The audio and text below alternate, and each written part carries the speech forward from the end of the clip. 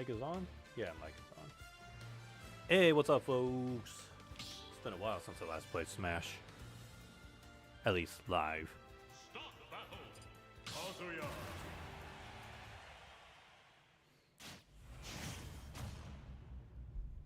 Mmm. 3, 2, 1, go!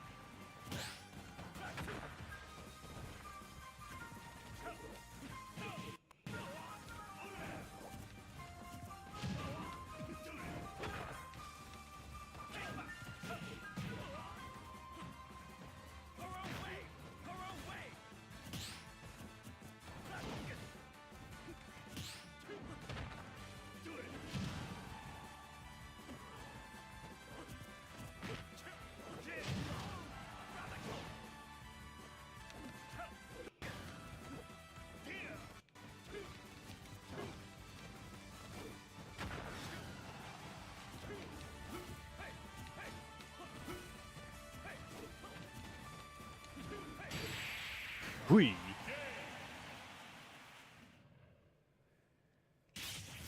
Kazuya Mishima wins.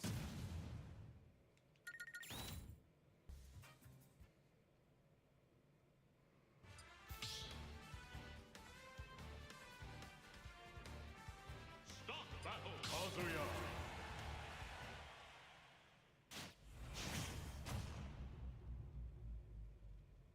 3, 2, 1, go!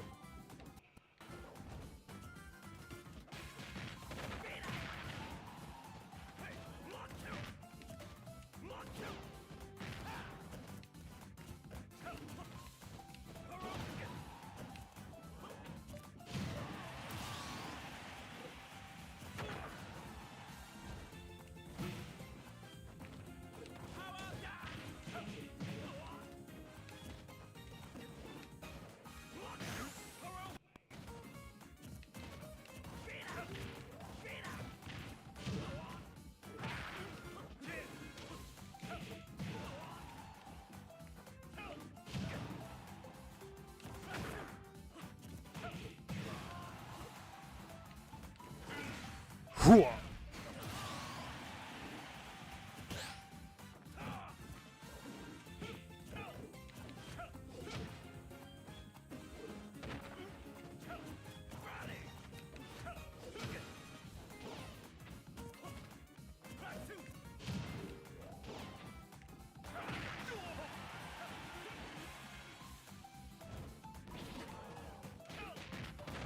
Hua.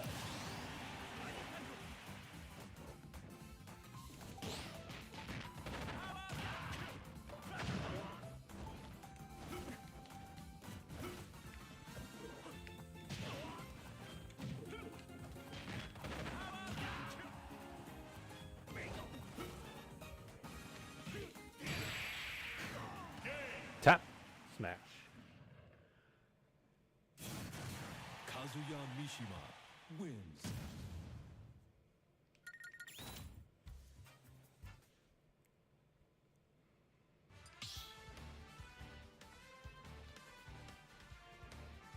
Start the battle. Kazuya.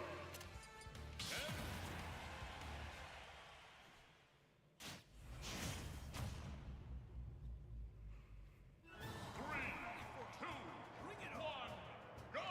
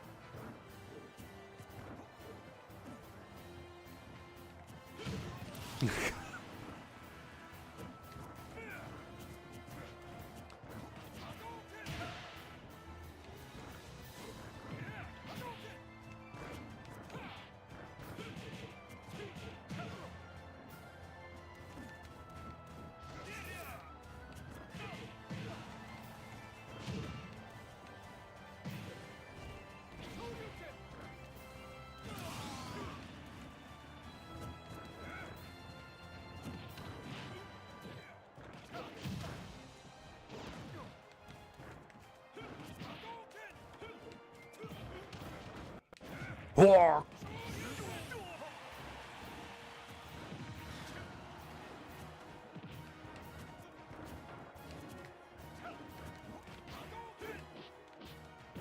Oh, nice.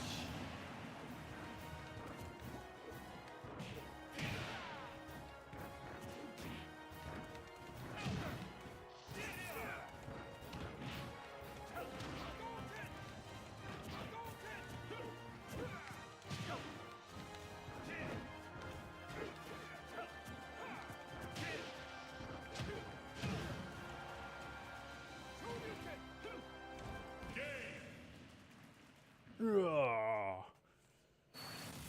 Kazuya Mishima wins.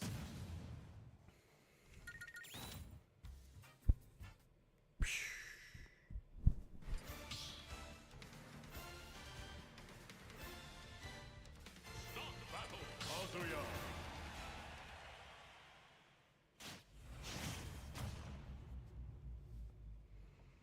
Three, two, one, go!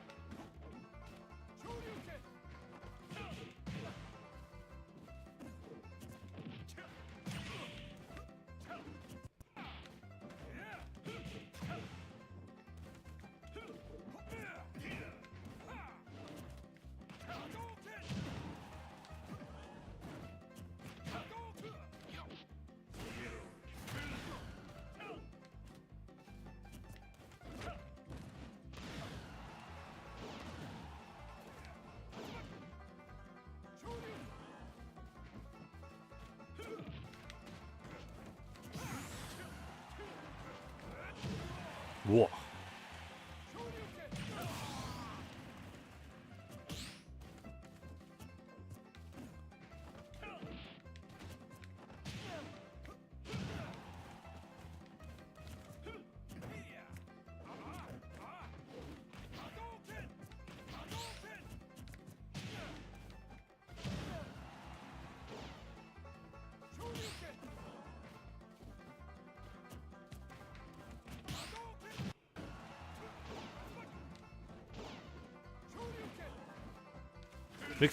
Big mistake.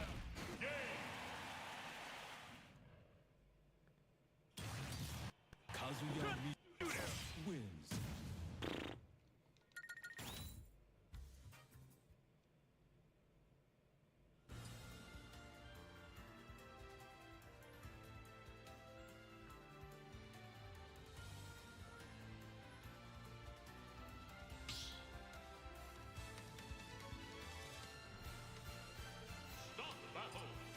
Kazuya. Box. Box.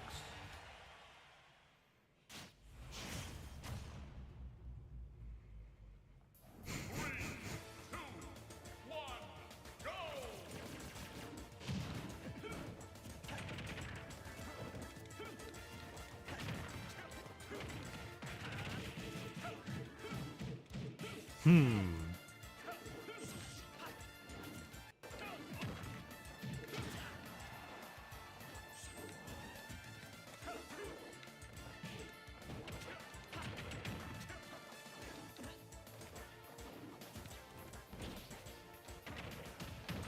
Ooh, nice.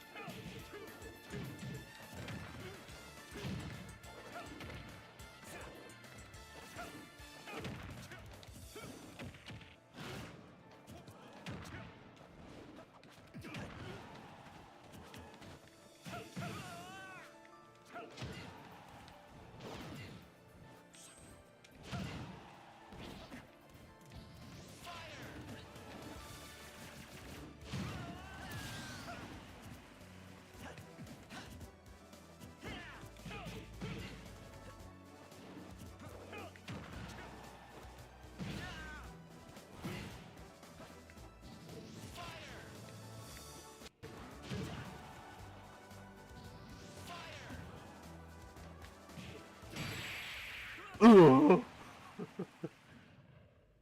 The expression Kazuya on Mishima Fox's face.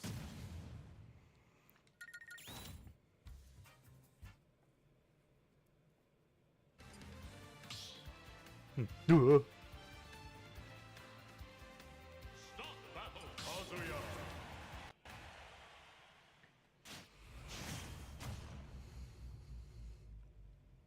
Three, two, one, go!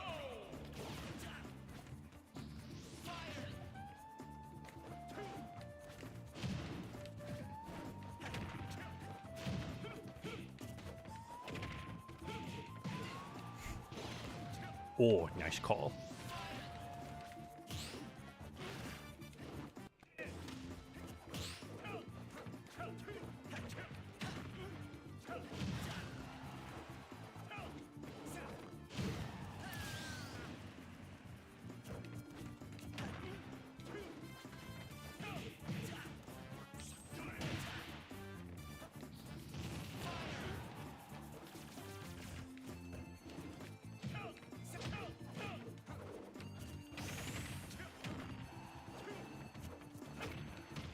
Oh, nice. No tech from me.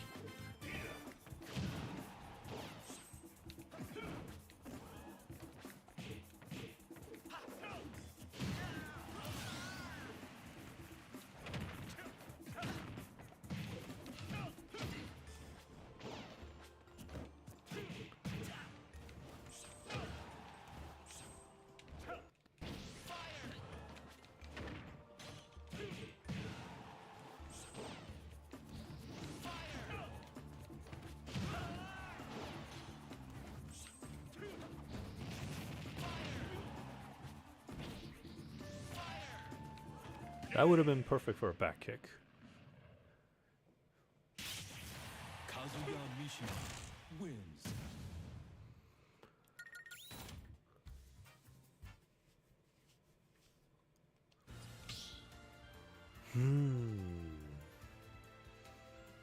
Stop battle, Kazuya.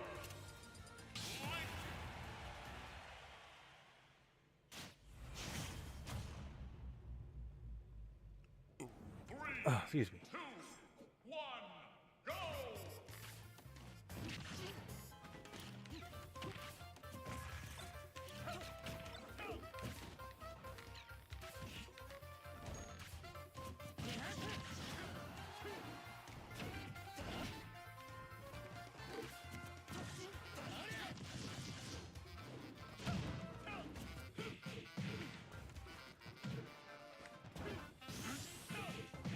I meant to do this. Not forward.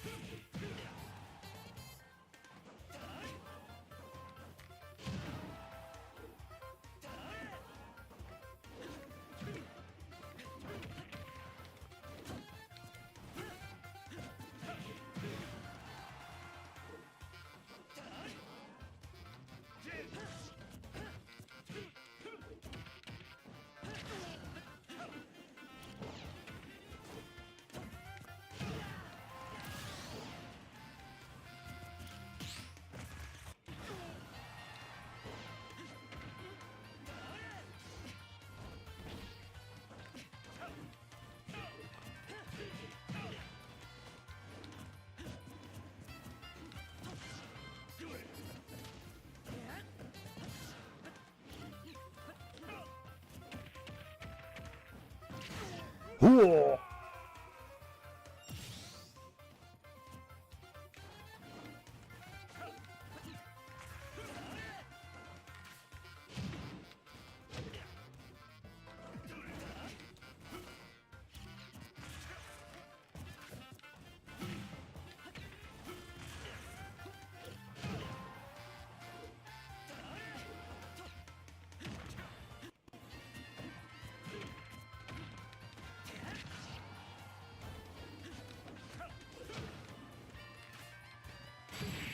Hui!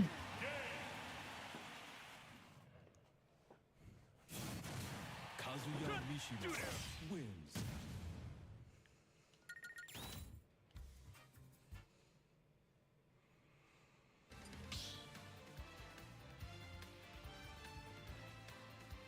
Start battle. Kazuya.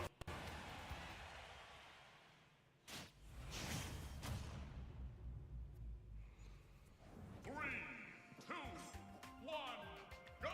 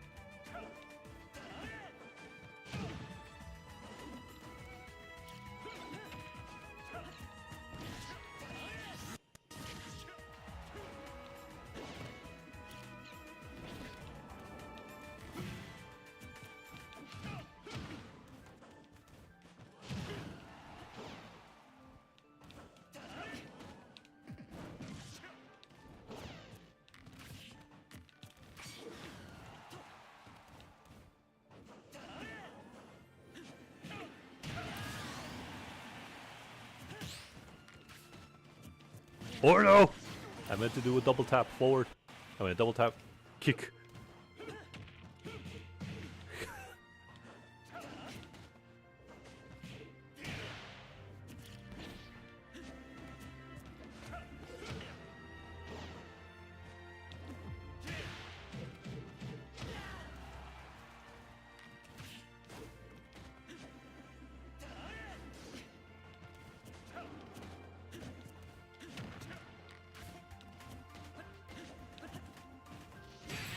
Yeah! Right there. Kazuya Mishima wins.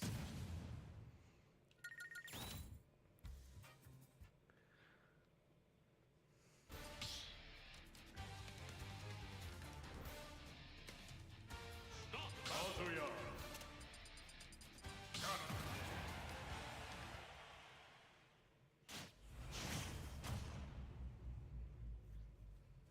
Three, two, one,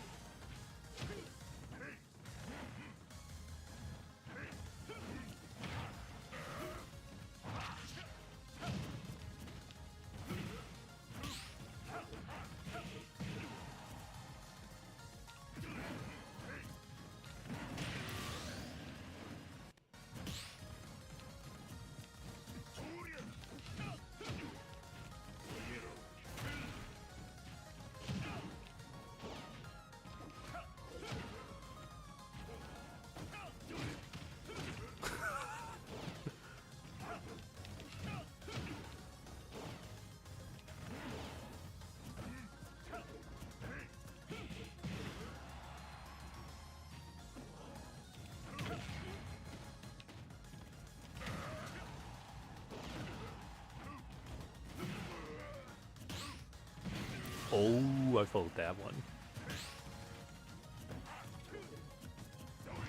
That one too.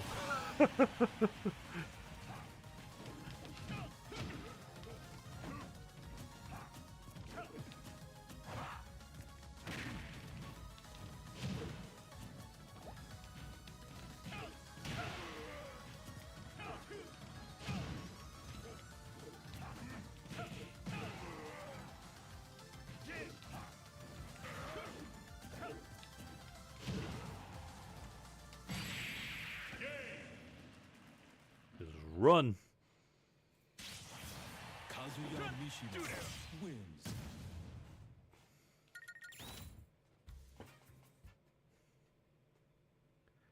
Run and try.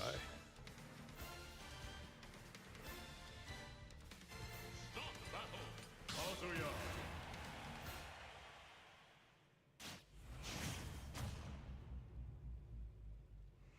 Three, two, one, go!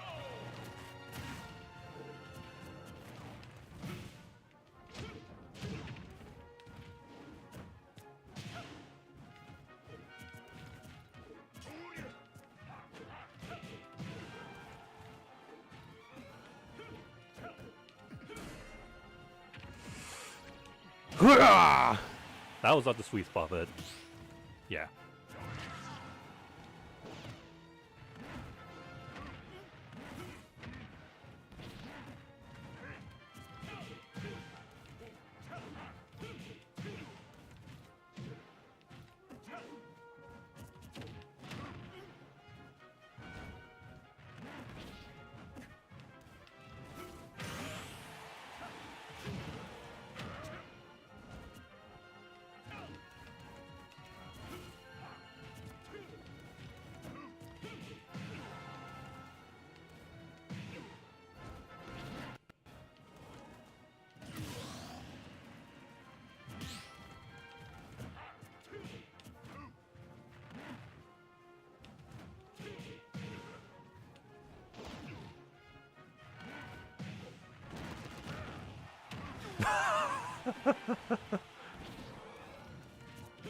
Of course, it was not a high percentage.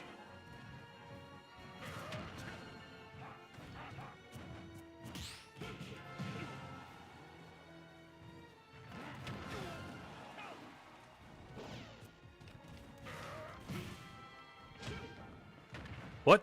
I tap forward. I tap forward.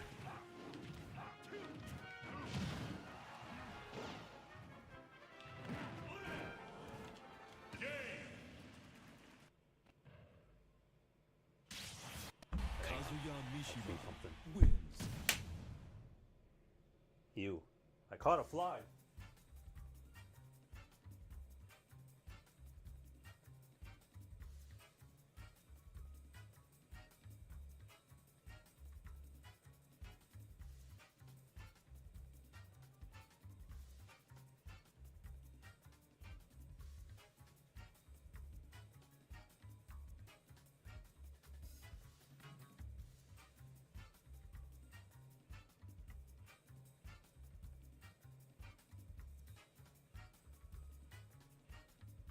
At least it was a tiny fly and not a big one. Otherwise, I have bug guts all over my hands.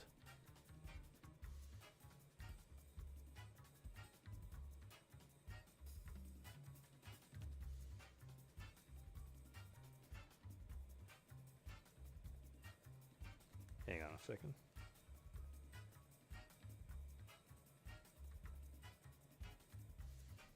Okay.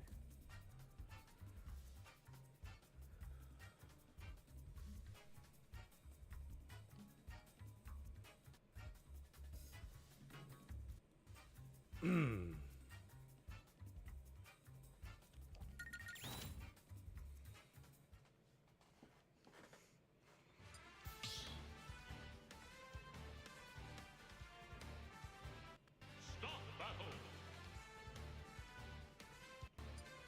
Kazuya.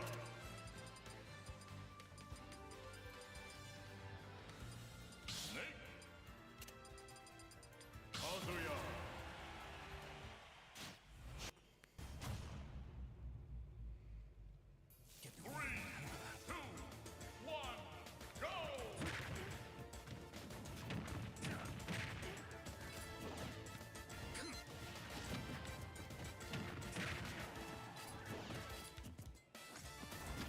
I have no idea what I'm doing.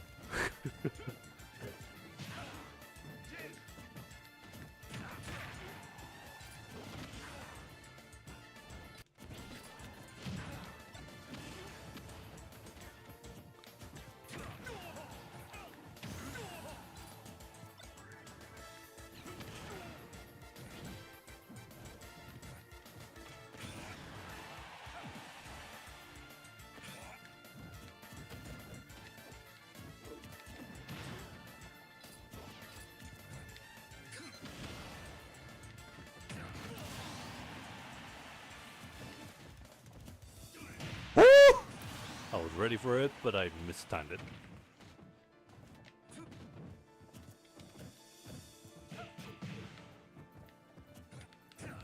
Okay, that was bait.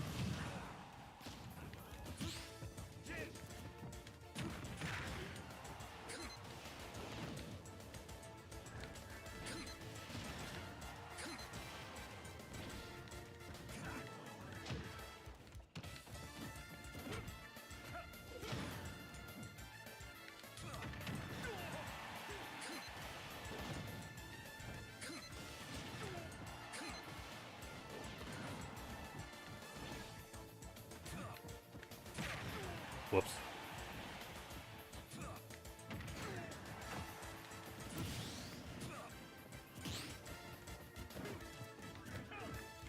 I am not Kazuya anymore.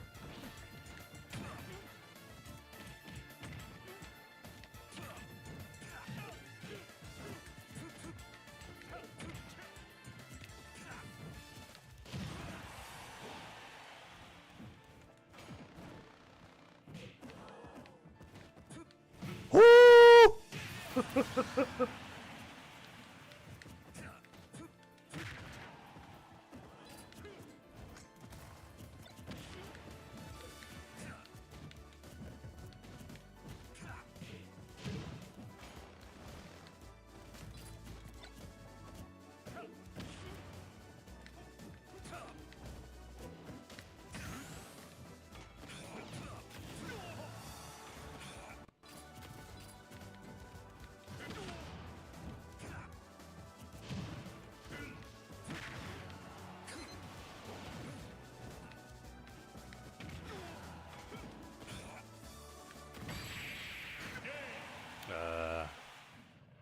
I don't know what hit him first. The motor or the kick. Liquid! Snake!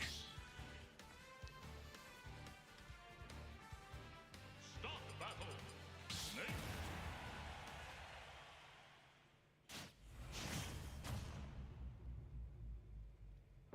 Three, two, one, go!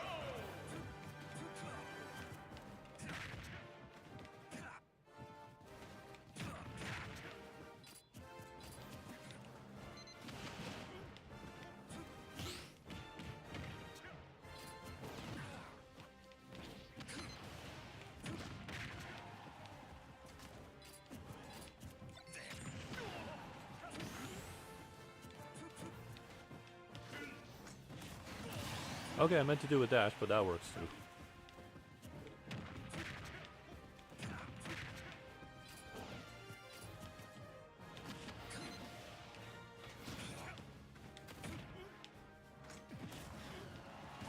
That one was planned.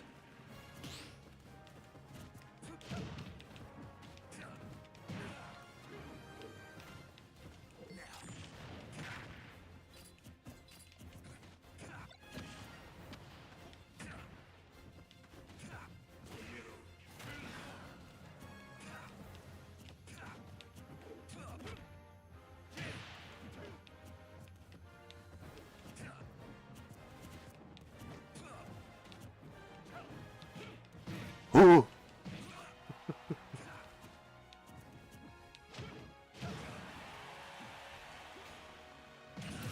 Of course, there was no escape.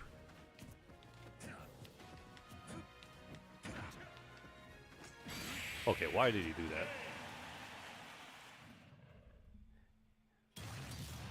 Is he asking for an invite?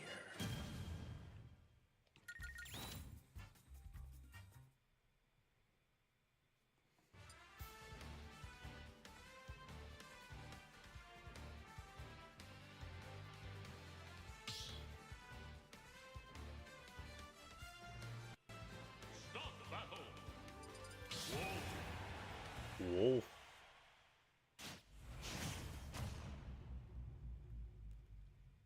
Three, two, one, go!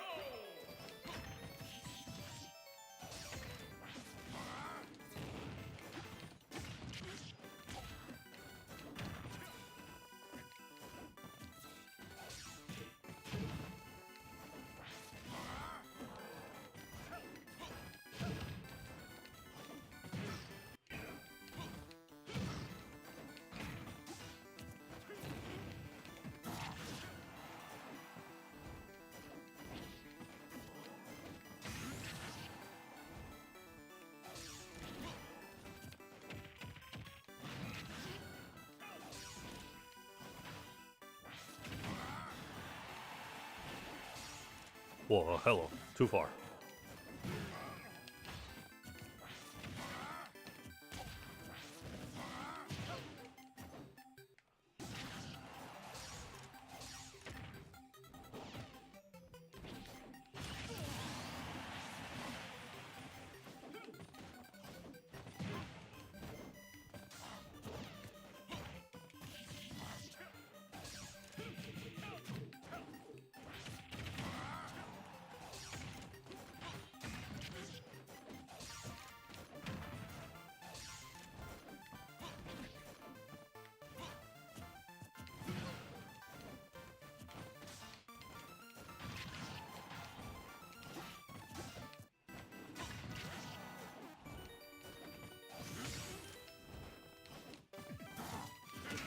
Hurry!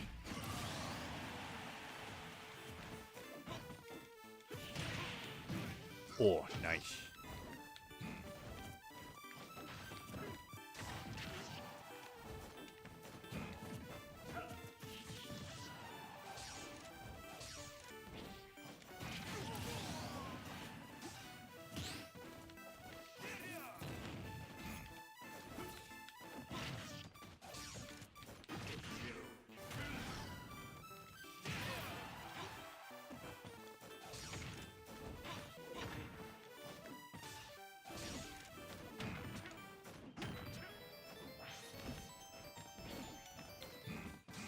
Whoa!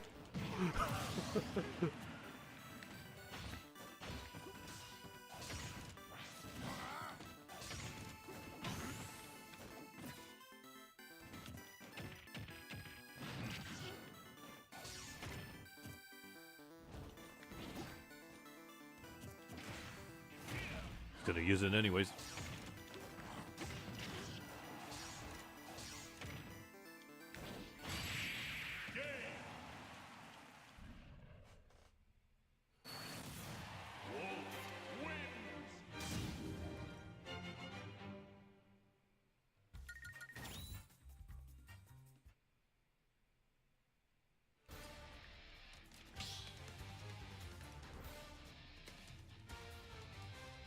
Start the battle.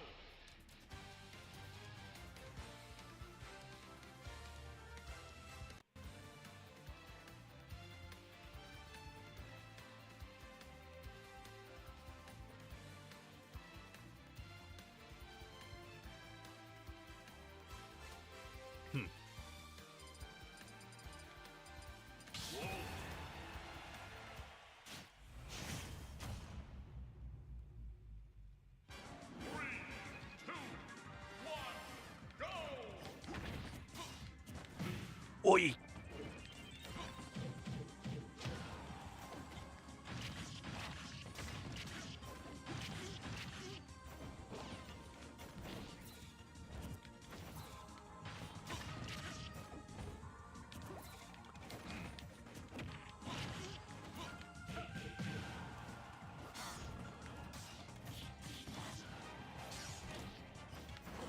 Hoi!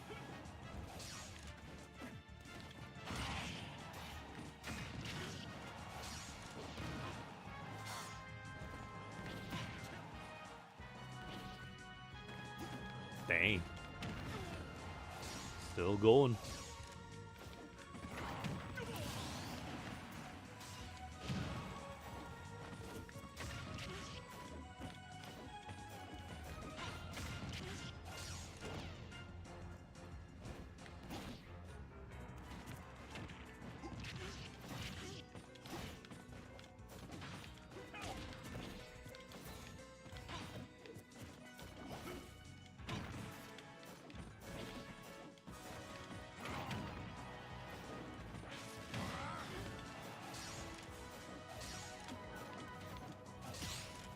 Whoa!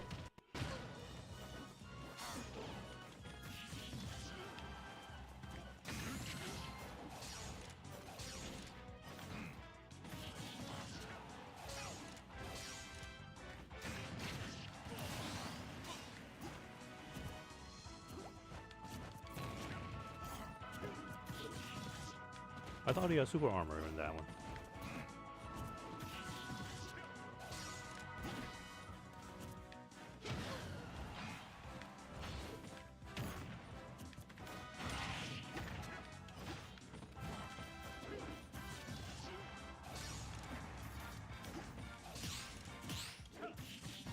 Oh, I felt that.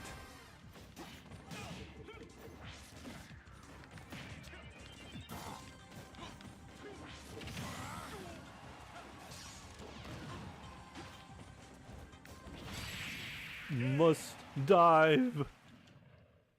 While I have, 3 stocks.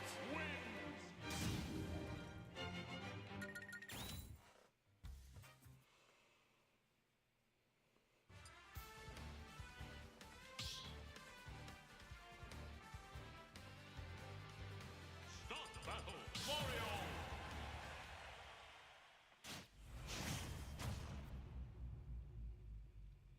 3, 2, 1, go!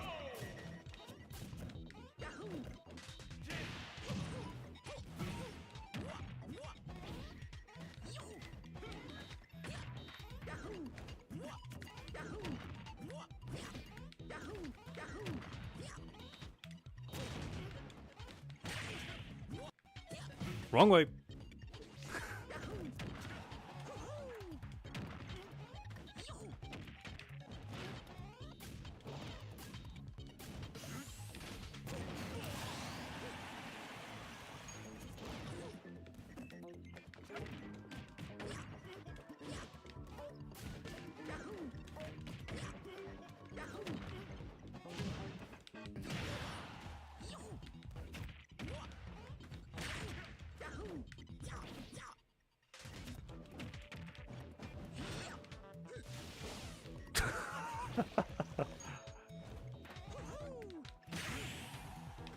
I mean, that works too.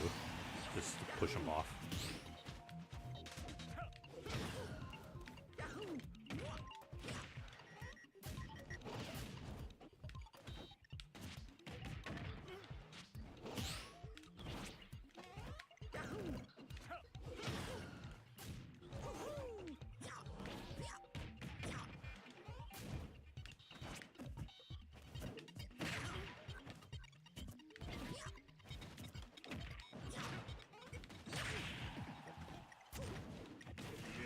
Hui!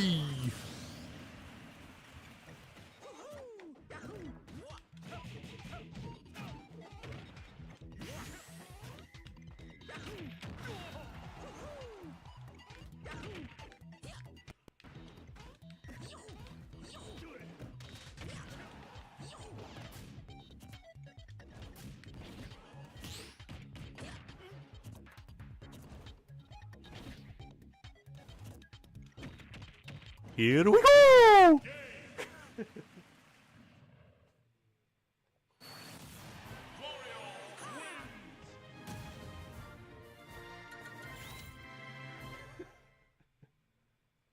alright, I just had a funny thought. Start the battle.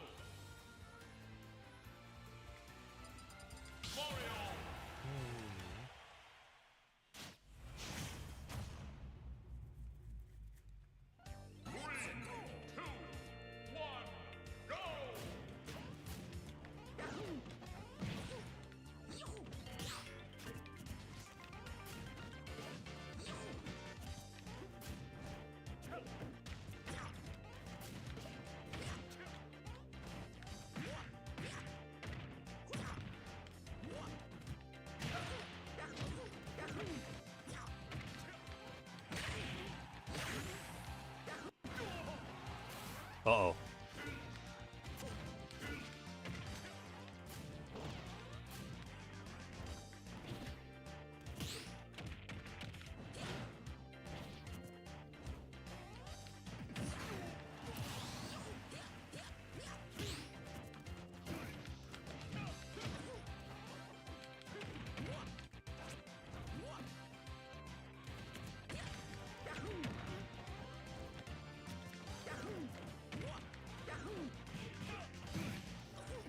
Oh, nice.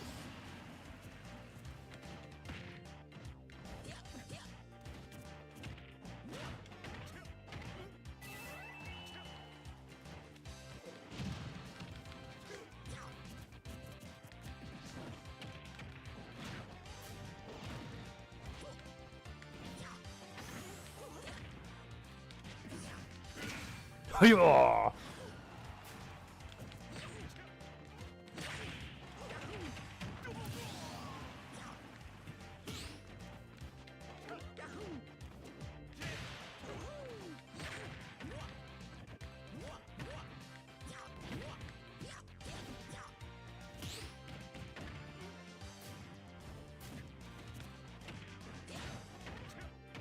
Hui.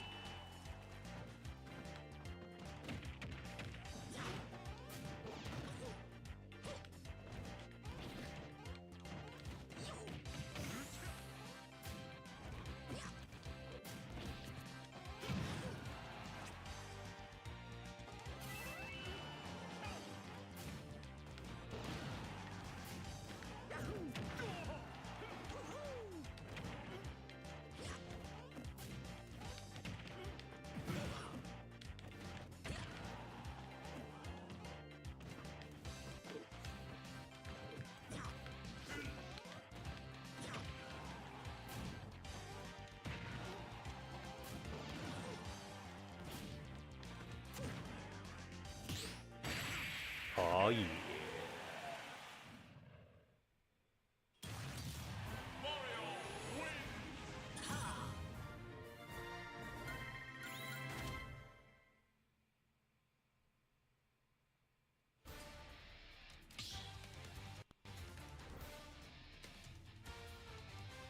Start battle. Dr. Mario.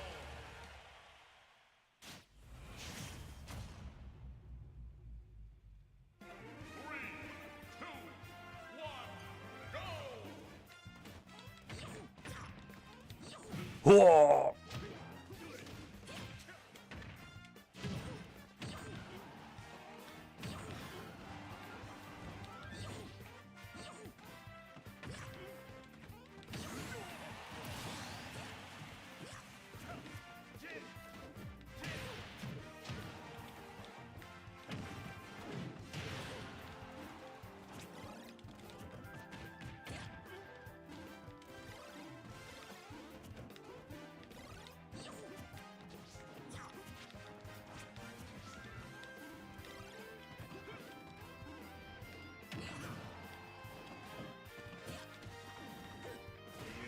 Hui.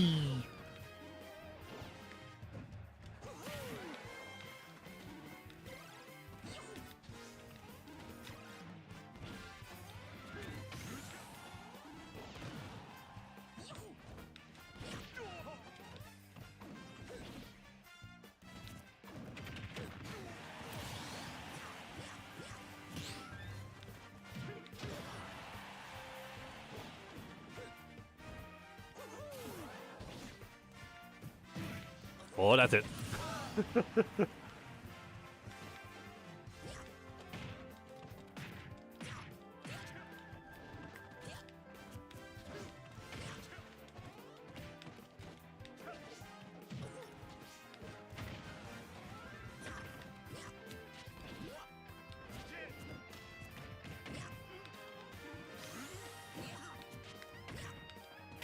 Oh, you can cancel that? Oh wait, no, yeah, of course you can. Or not cancel. What do you call that? Faint.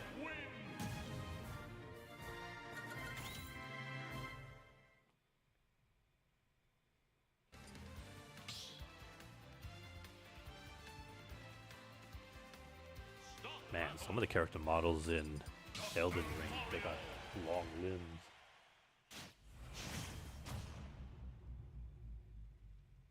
Three, two, one, go!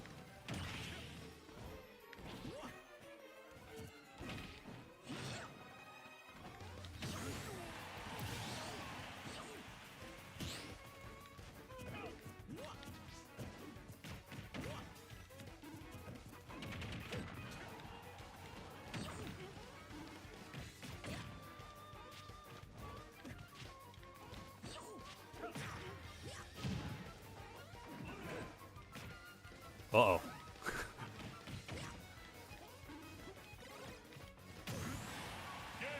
Dang. Short range, attack punch. Dr. Mario wins!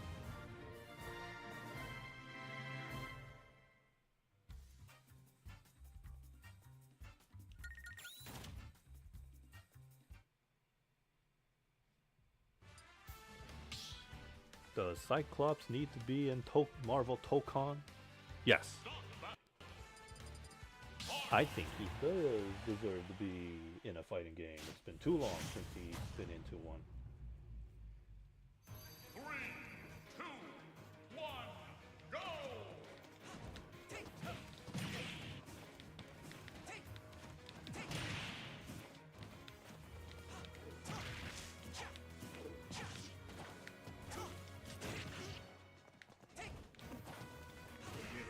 Hey!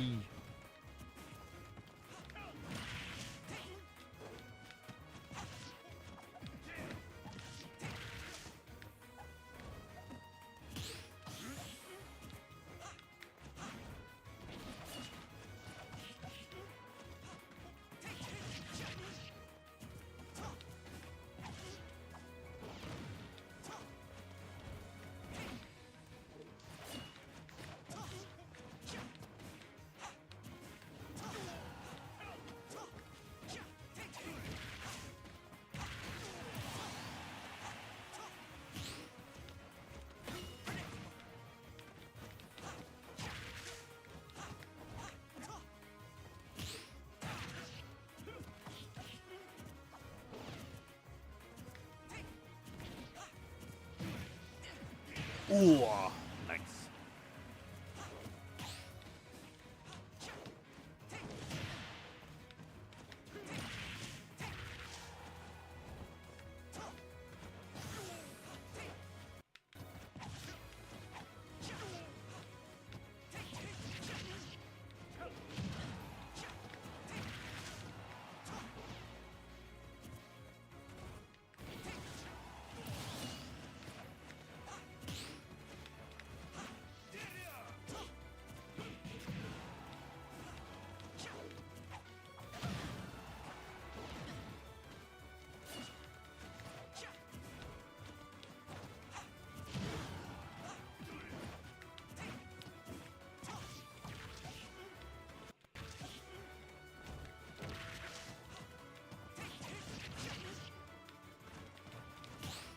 Woo!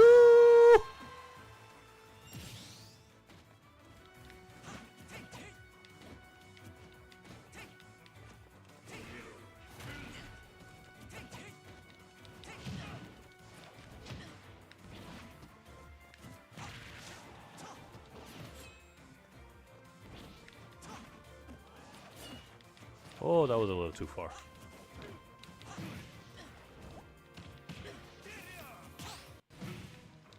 Yeah! Not bad. Kazuya Mishima wins. This is why I fight Kazuya so often. You will break the streak.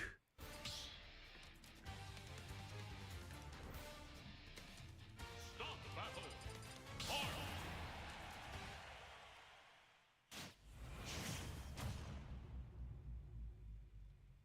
Three, two, one, go!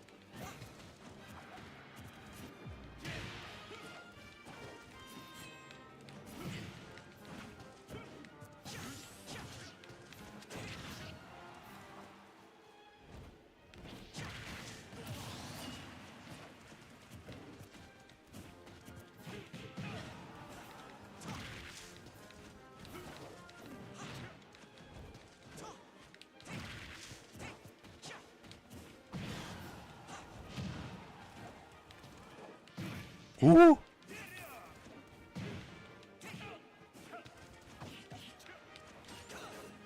Oh, he didn't show up behind me. Smart.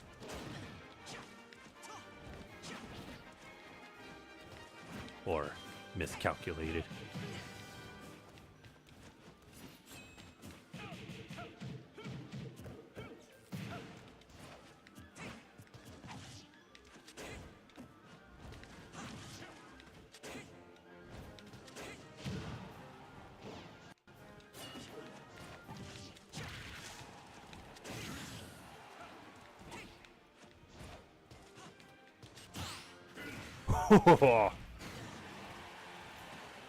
That was so good.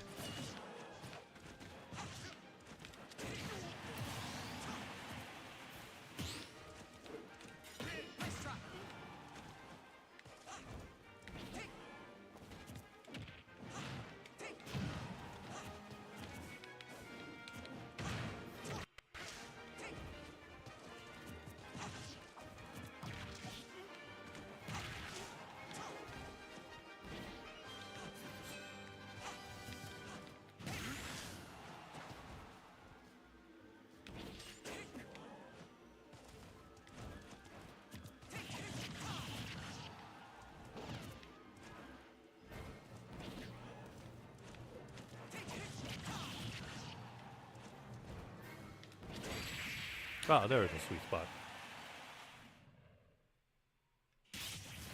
I cannot afford to lose.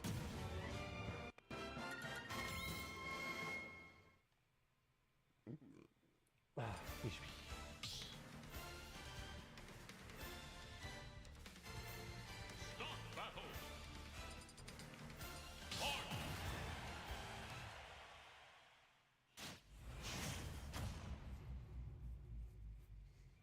Three, two, one, go!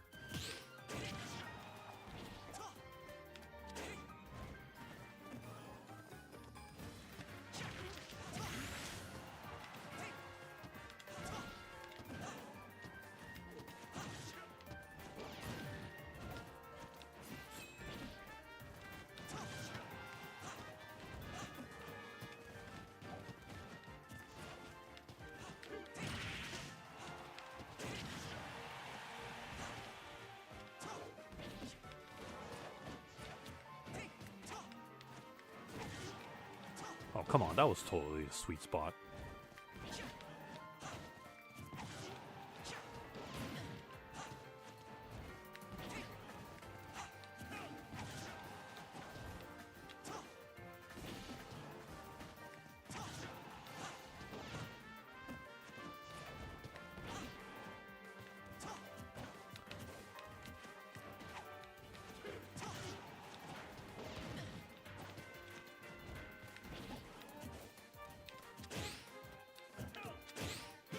Oh, now you're just showing off, are ya?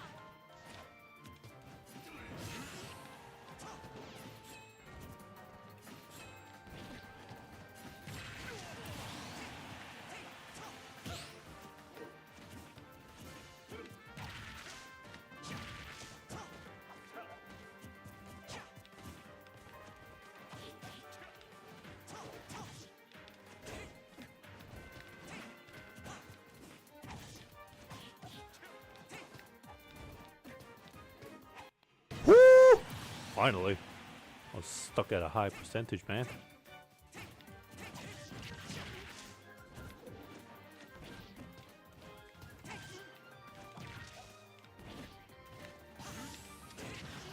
What? That was so the sweet spot. I saw the tip.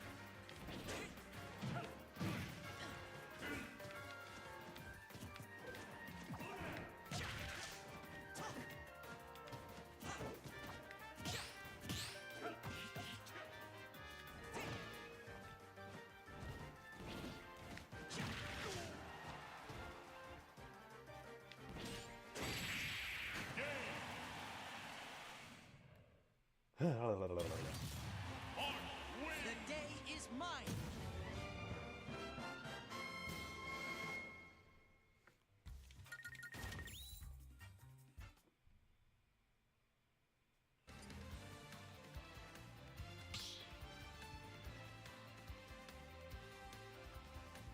Stop battle.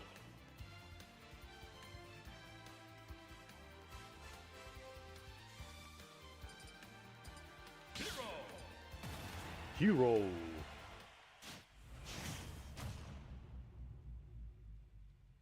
Three, two, one, go!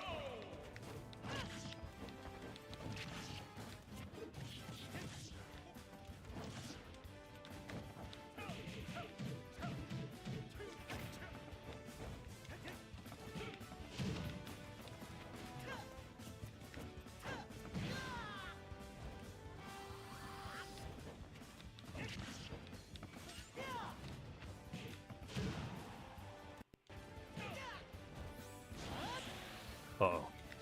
Too high.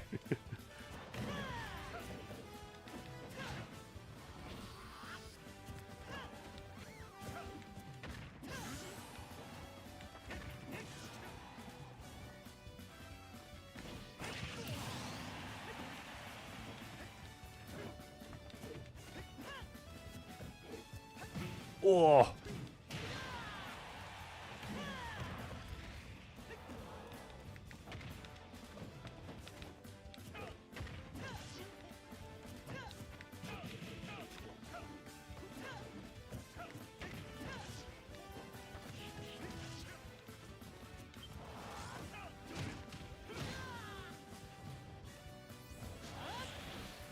No! I had my back turned.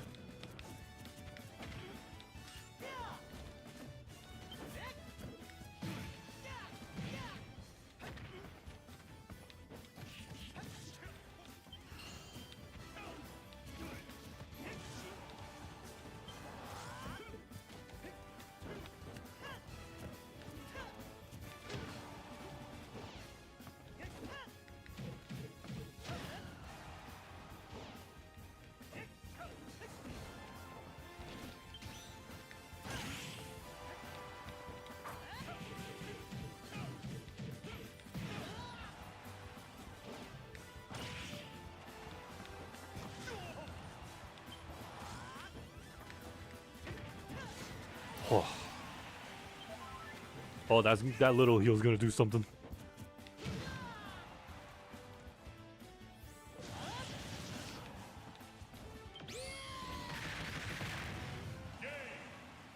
I didn't mean to do that. I just selected the second thing that popped up.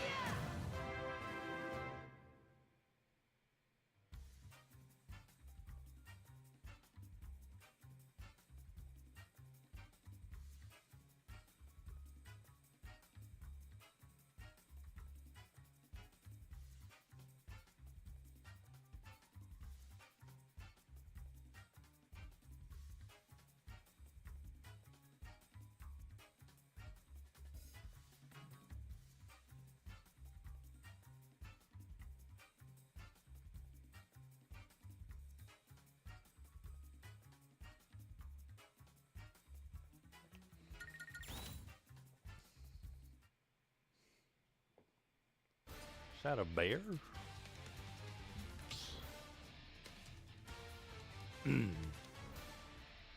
Start battle. Hero.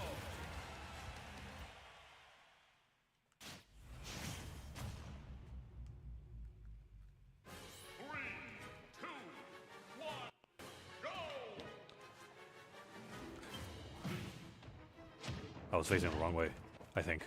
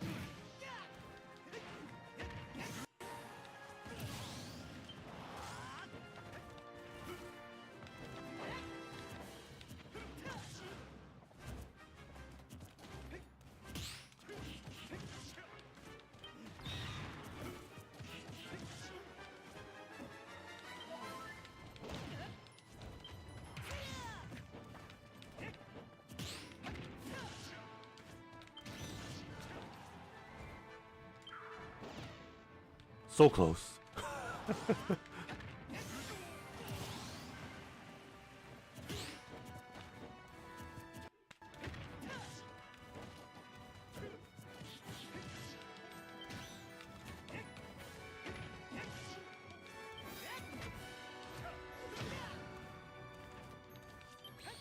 Oh no!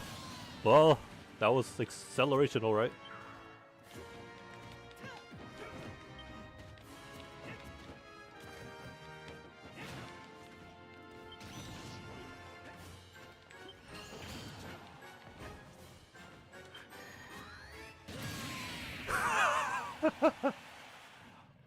At an instant, I saw it. And I took it. Like how Light takes a chip and eats it. Whoever wrote that line, I don't know what was going on in their heads, but I'm glad they put it in there.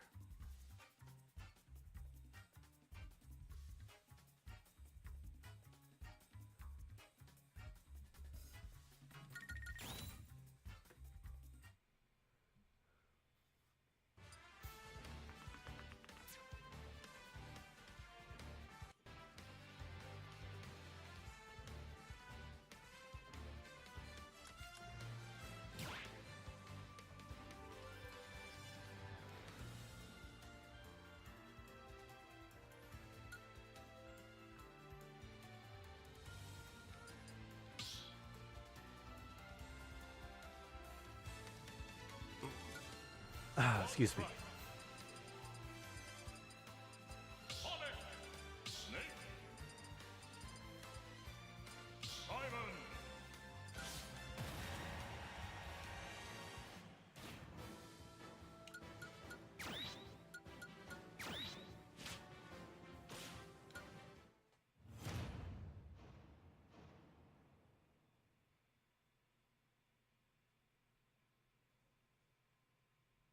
Three,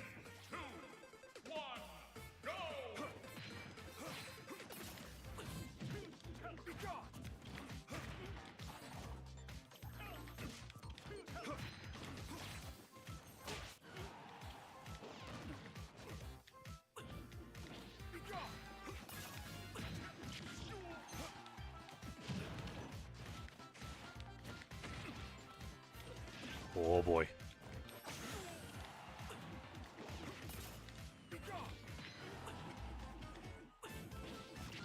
Oh.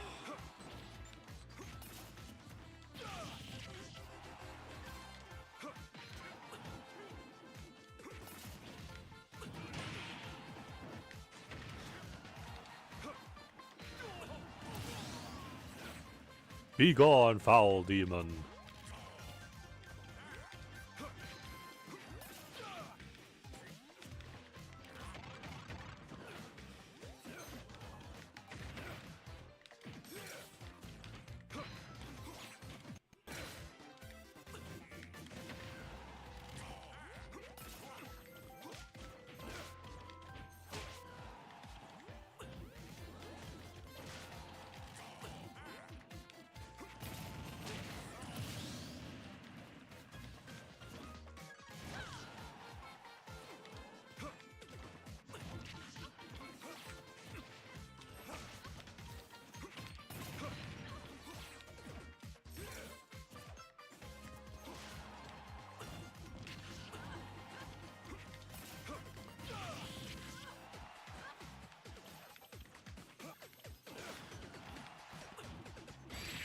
Wow. It's not over.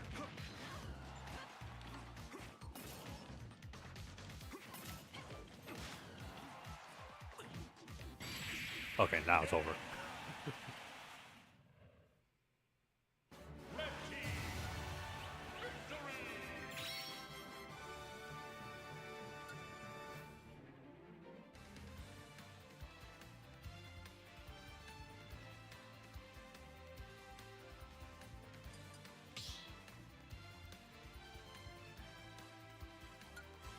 Squad strike, you two. Villager, Villager. Piranha Blast.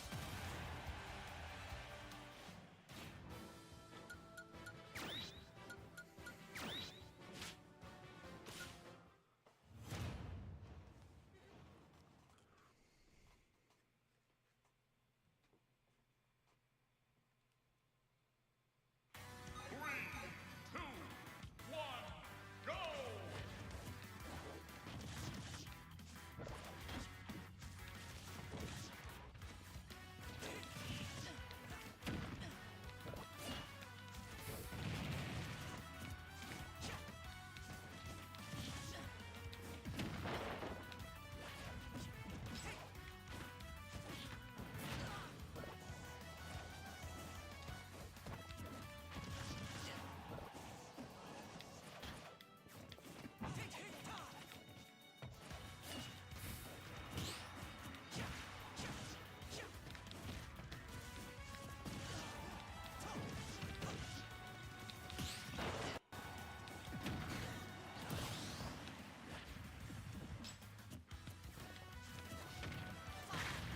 Whoa.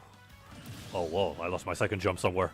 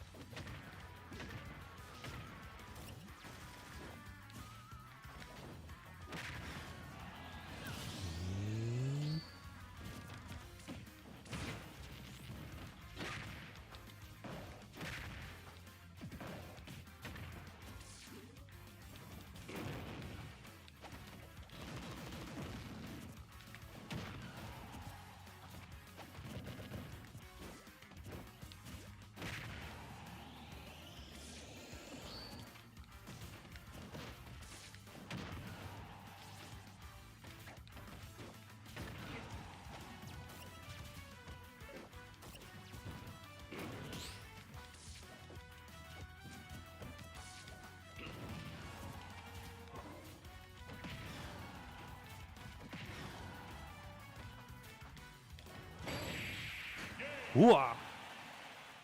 Hoo-ha. Red team, victory!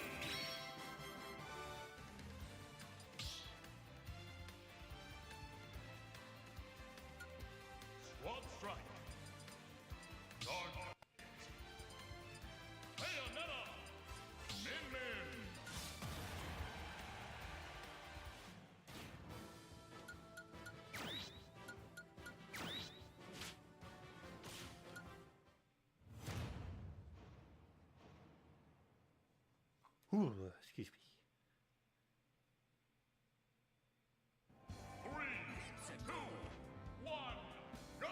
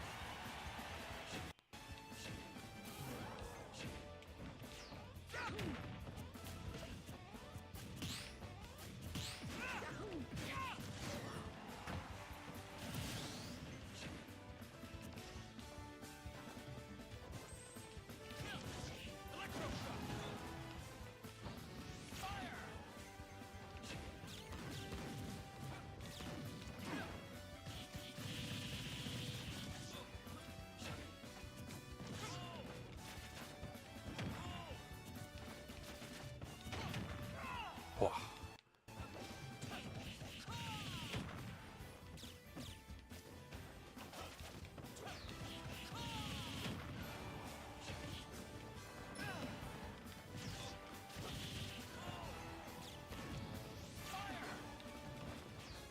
Oh, nice.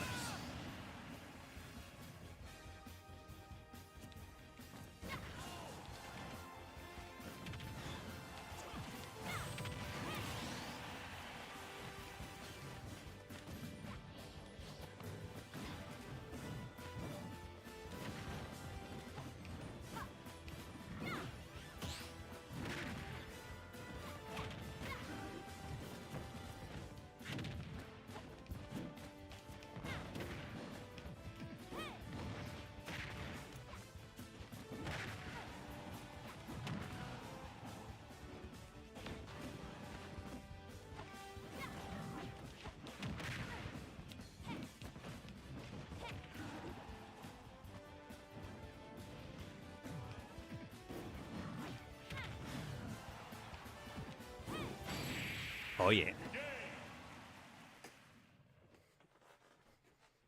Red team, victory!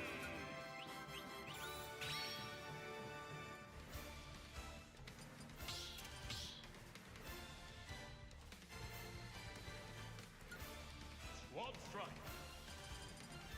Sephiroth, Incineroar, Inkling. Excuse me.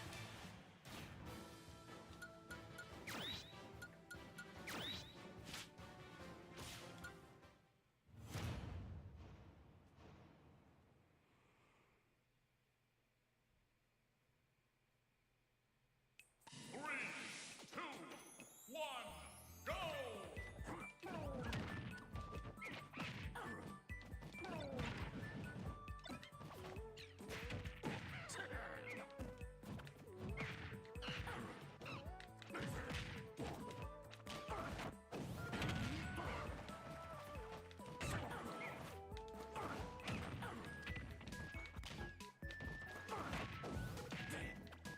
The peanut distracted me.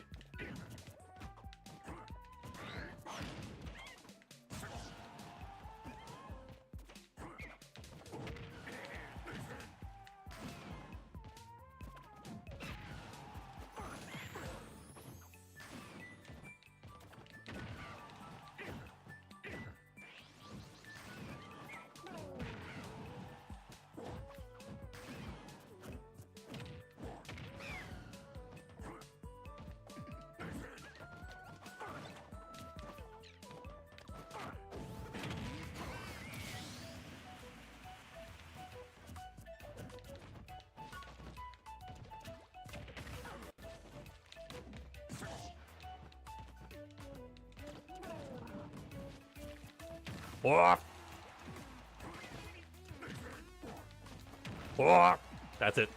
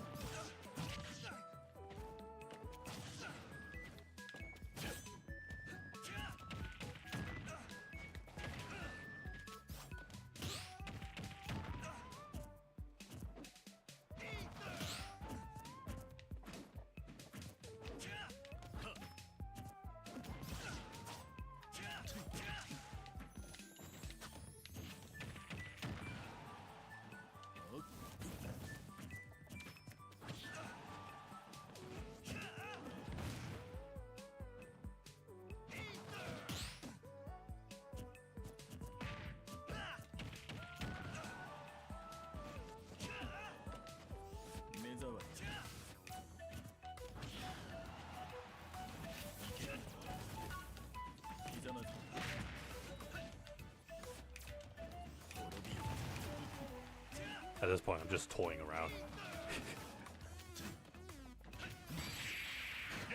Oh. That 180 swing.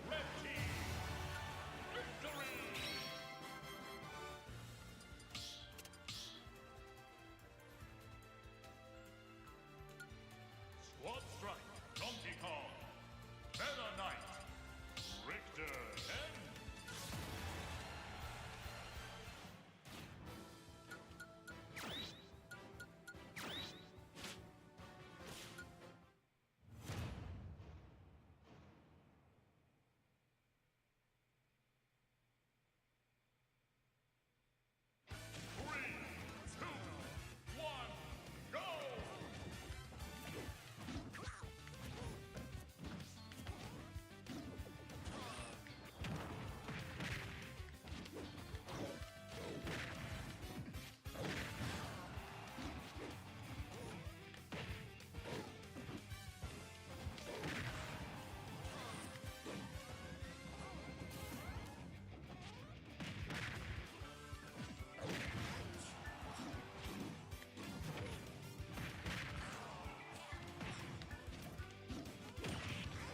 Wow.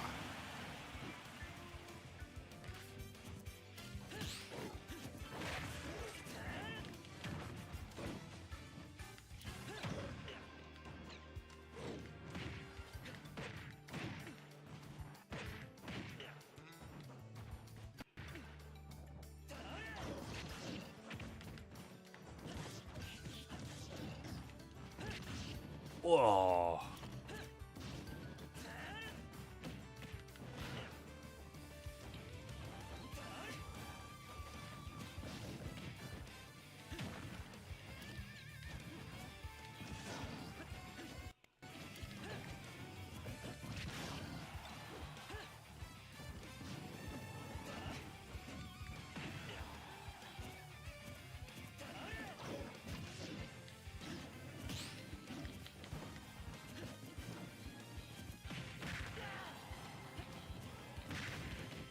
Yeah.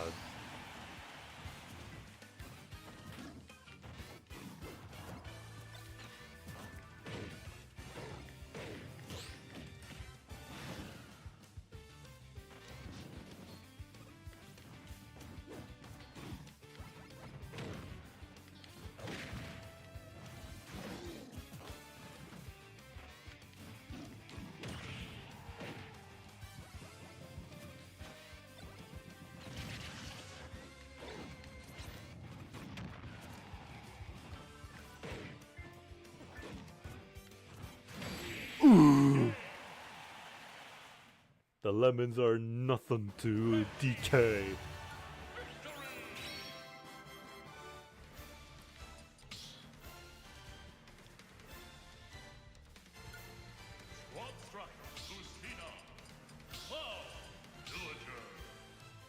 Villager.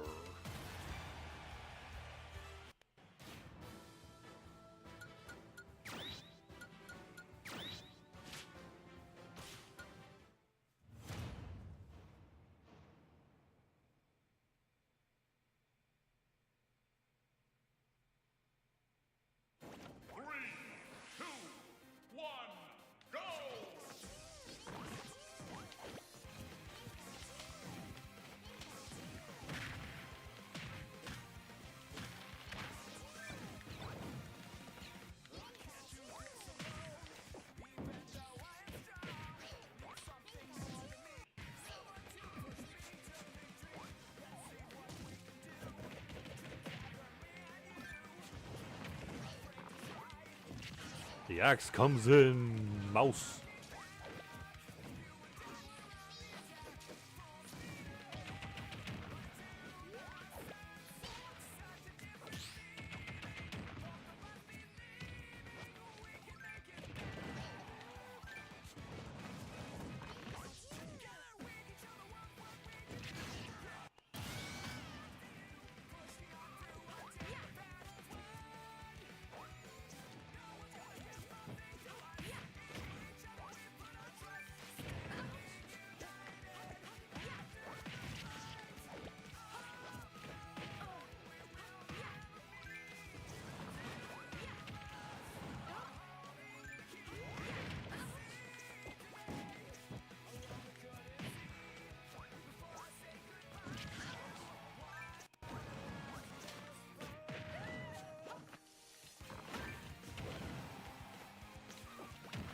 Oh yeah. Bowling ball.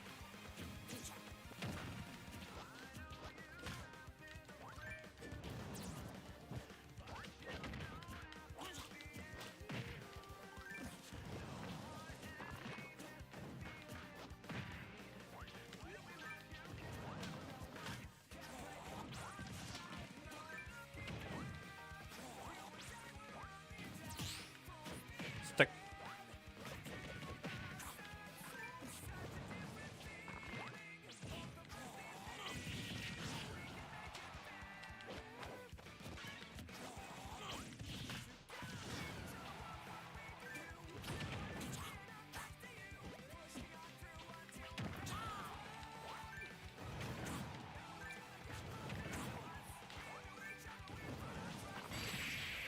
Rise, Mother Nature.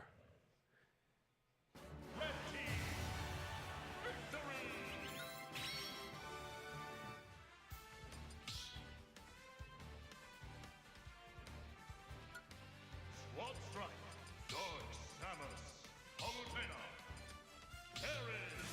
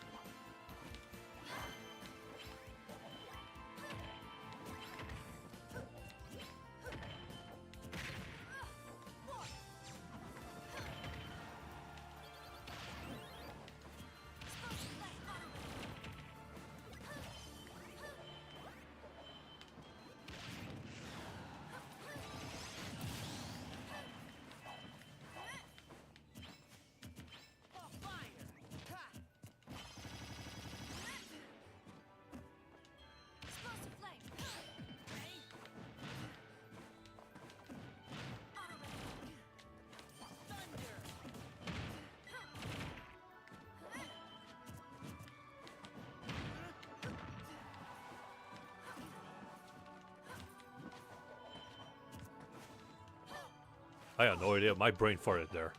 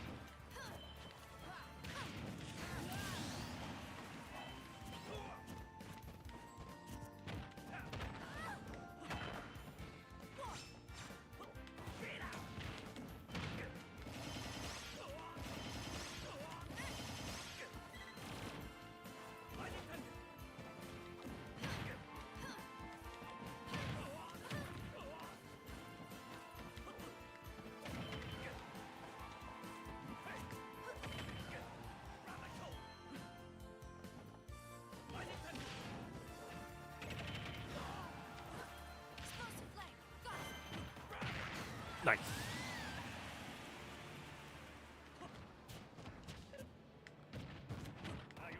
Passa wall.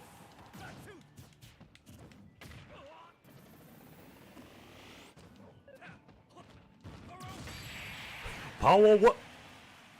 No power waves. Just straight up absorbed by my plasma. Or Phazon blast.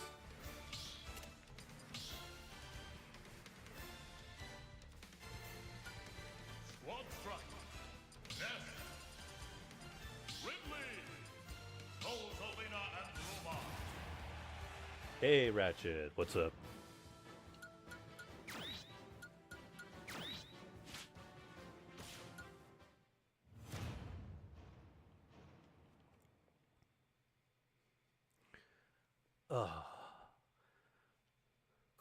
Three, two, one, go!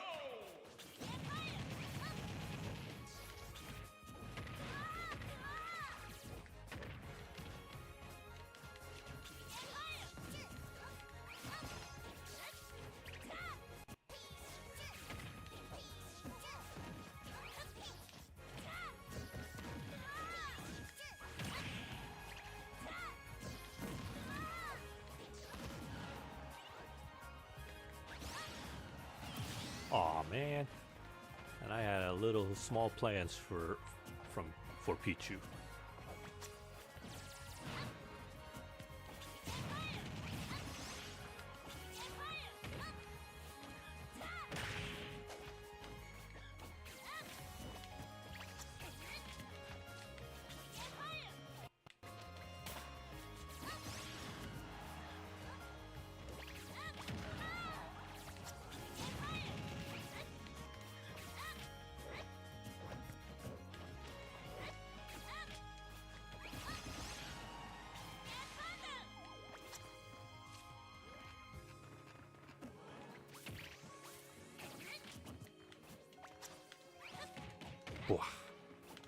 Hooah!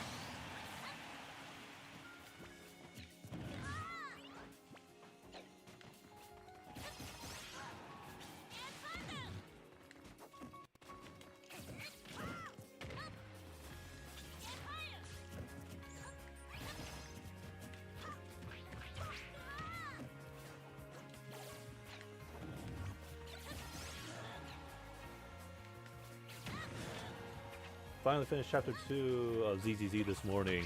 Nice. Chapter 2 of season 1, right?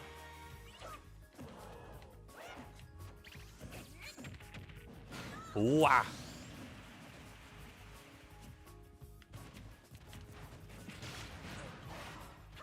What was chapter 2 again? Chapter 2 was Bellabog Industries, right? You were if I remember, that's where you fight the giant machine.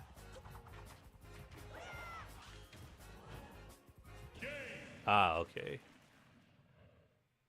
So you've met the gangs of Bellabog Industries.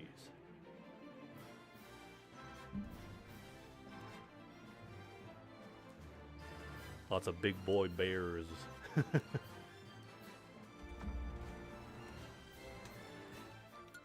So that means next chapter you will meet the Victoria, what do they call that? Victoria Housekeeping gang.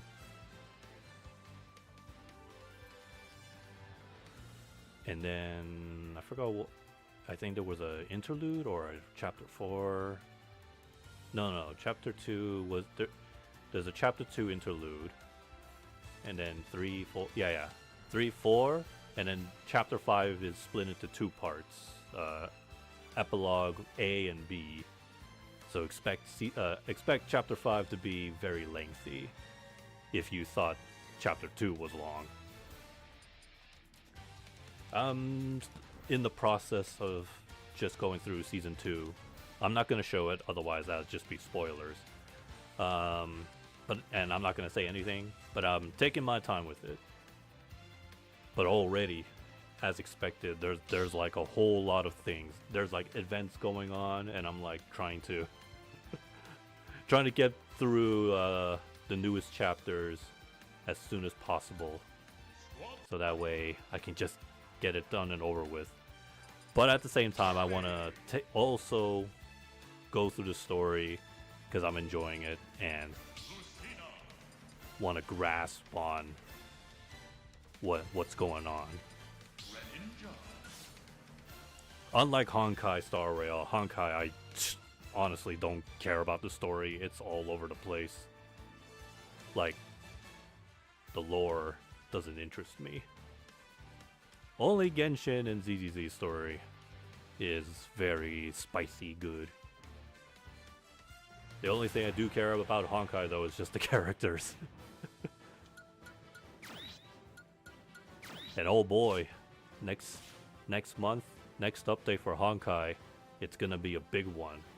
There's gonna be a banner that'll star 2 guest characters, and it's their banner is gonna be 3 months long. It's the guest characters from the Fate series, Fate Knights. One of them you get for free, and of course it's the Husbando Archer. So where does Hoyoverse get the money?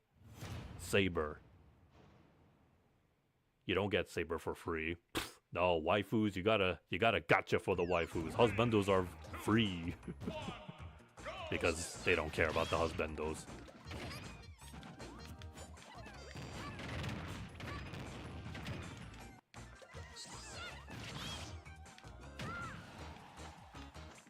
Anyways, you're gonna enjoy the Victoria Housekeeping Gang.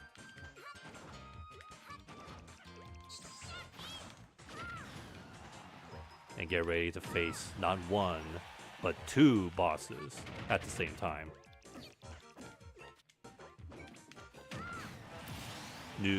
Another weekly boss.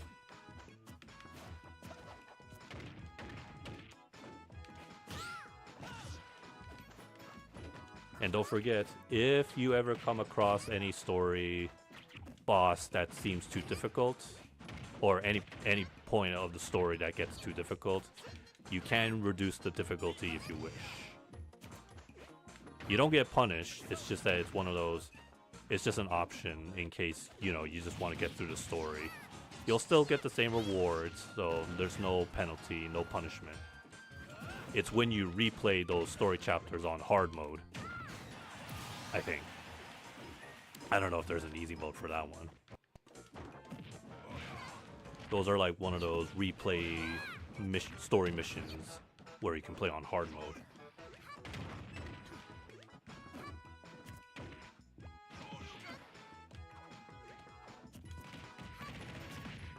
Haven't spent on special tapes yet. Just pulling this permanent banner. How many are you at now? Because yeah, I'm assuming you're going through trying to get the number to 300, right? 300, and then you'll choose one of the 6 characters of your choice.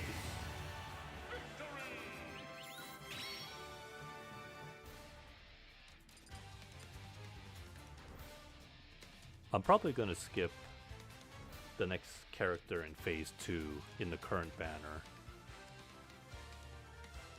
And then, sure, maybe I might regret it, just like how I skipped Jane Doe.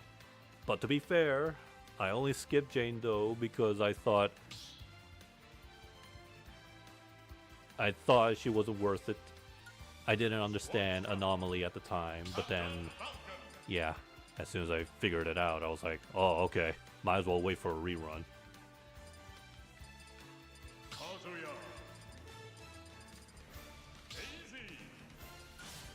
But at least the next few characters in the next update next month are going to be an interesting bunch. Apparently we're going to get some, if I'm not mistaken by their names, Japanese type characters, because their names pretty much sound very Japanese.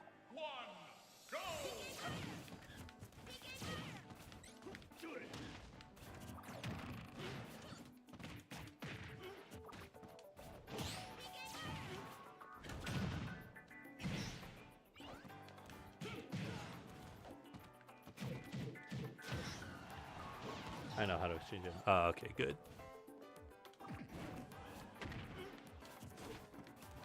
That's the wrong button.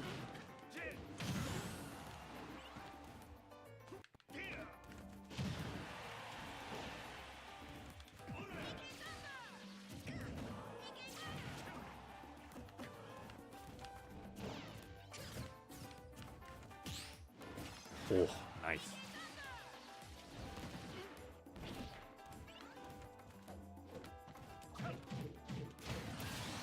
So far, between Genshin and ZZZ, which of the two do you feel like is more easy to grind? On a technical level, they more or less are like the same, but in my opinion, I feel like ZZZ has it easier and, you know, they do it more quicker. Speaking of quick, yeah, Genshin's next update, something to worth pointing out. They're gonna a little optimization. So you know how whenever you go to a domain to get materials, or yeah, mostly talent materials or artifacts. So usually after a challenge, you have to like go to the tree to redeem those the loot. So in the newest updates coming up tomorrow, you know that the cutscene will no longer play. You can just grab it and that's it. They're just basically shortening the animation. I figured out how the shops work. Good. Make sure you also make sure again, don't spend your Denny's on the 141 convenience store. Honestly, you're better getting those materials from the what do you call that? The VR place or HIA place.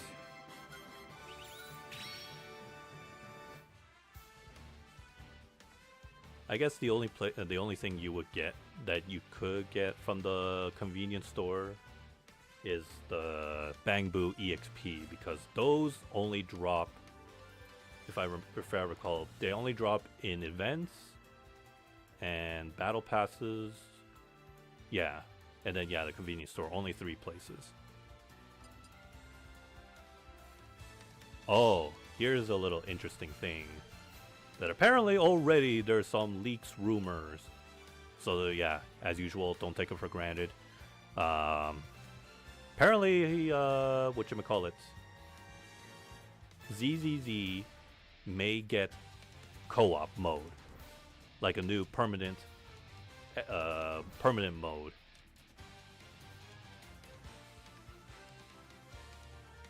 And here's why I think that is a highly possibility. So, well, I'm not gonna spoil it because it's part of Season 2's newest gameplay mechanic. So I'm not gonna say the first thing. Instead, I'm gonna say the second thing that came to my mind is the weekly bosses pretty much sets that good bar example of why co-op can be implemented in ZZZ. The third thing is character classes, which is no different than how Genshin works. So you know how Genshin, you're free to, you and your other teammates can just freely choose a character. Aside of duplicates, you can't have duplicates during domains and boss fights. But there's always a moment where somebody has to be the healer, the support, you know, and the heavy hitter. Or the archer character that shoots from a range.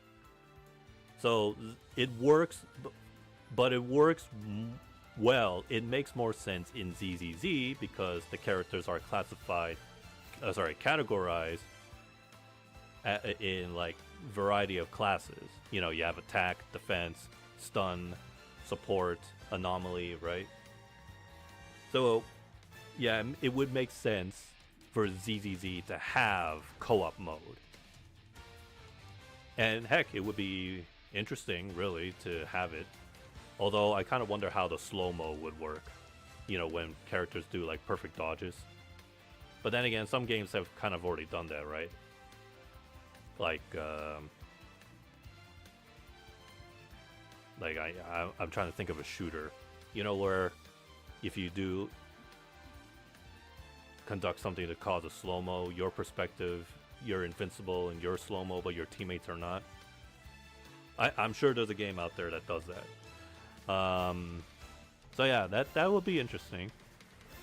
Although, unlike how the base game works, like, you know, how you switch between 3 characters, I'm pretty sure should ZZZ have co-op, it would just be like Genshin, where there's only one person, one character per person. It'll be crazy though if, yeah, you got three characters per player, but then that would just break the game too much, because imagine having three players as stun characters. Just imagine just seeing that stun gauge drop really quickly, you know? So it wouldn't really balance it out. So that's why I say it makes sense if it's for the game that ZZZ is, characters that are based on class, having co-op, you'll have some players being responsible for certain things, such as tag and assist, stun, anomaly, and the attack types, the heavy hitters. But again, it's just a rumor / leak, so nothing is confirmed yet. We just need to see. We'll see if Hoyoverse will debunk that or so. Yeah, so that's like one thing happening. The other, what was it? No, I think that's it. Yeah. Genshin's update is tomorrow. Yeah, I know, time is flying by a little quick. The most anticipated character is on her way, but now some people are debating whether she's worth pulling or not. Because based on her passive abilities, Skirk is the character that needs both Cryo and Hydro in the team. Not always, like, you can still just have one, or you don't have to follow that. It's just, you know, the meta, you know. I mean, we already have characters that do that, where they benefit having more than one Pyro Electro character within the party. But again, should you follow it? No, you don't have to. You can just freely choose whoever you like, play however you like. So, yeah. I believe I have enough Primo Gems for at least maybe 2 guarantees. In case I don't get her through 50-50. But in terms of story, yeah, we're going back to the Traveler story. It's gonna be interesting. And it's been so long since we last seen that dude, Dane. That's his short name. Dude with the eye mask, dressed in dark blue clothing.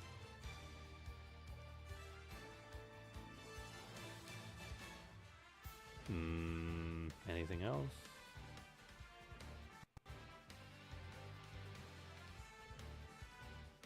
Yeah, no, I think that's pretty much the highlight of the next update for Genshin. I don't know if there's any kind of celebration event happening. I think they've just been focusing on that. Heck, you should see all the marketing for Skirk. I feel like every day they're posting up new YouTube shorts, gameplay footages.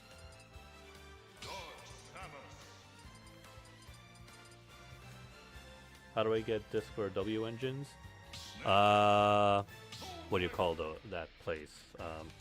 So when you go to that outpost, there's that dude who who has like a bunch of like, in a way, just like Genshin, like domains where you can grind for specific disc types. Oh wait, hold on, no. Maybe I didn't get that right. Hold on. How do I get this for W engine? This? No. Sorry, hold on. Just for clarification, no. W engine. I think you're referring to like EXP, the EXP for the W engine, right? Like you want to level up the W engine. Because disc is basically the disc are equivalent to Genshin's artifacts.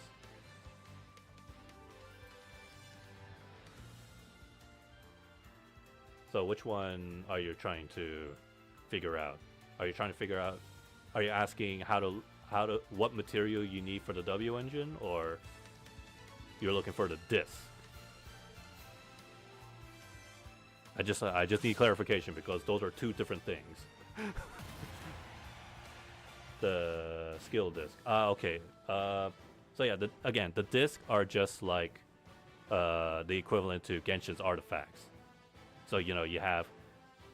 So it's like this slot 1 is HP, 2 is attack. You know how it goes. The disc, yeah, you go to the outpost. There's a guy.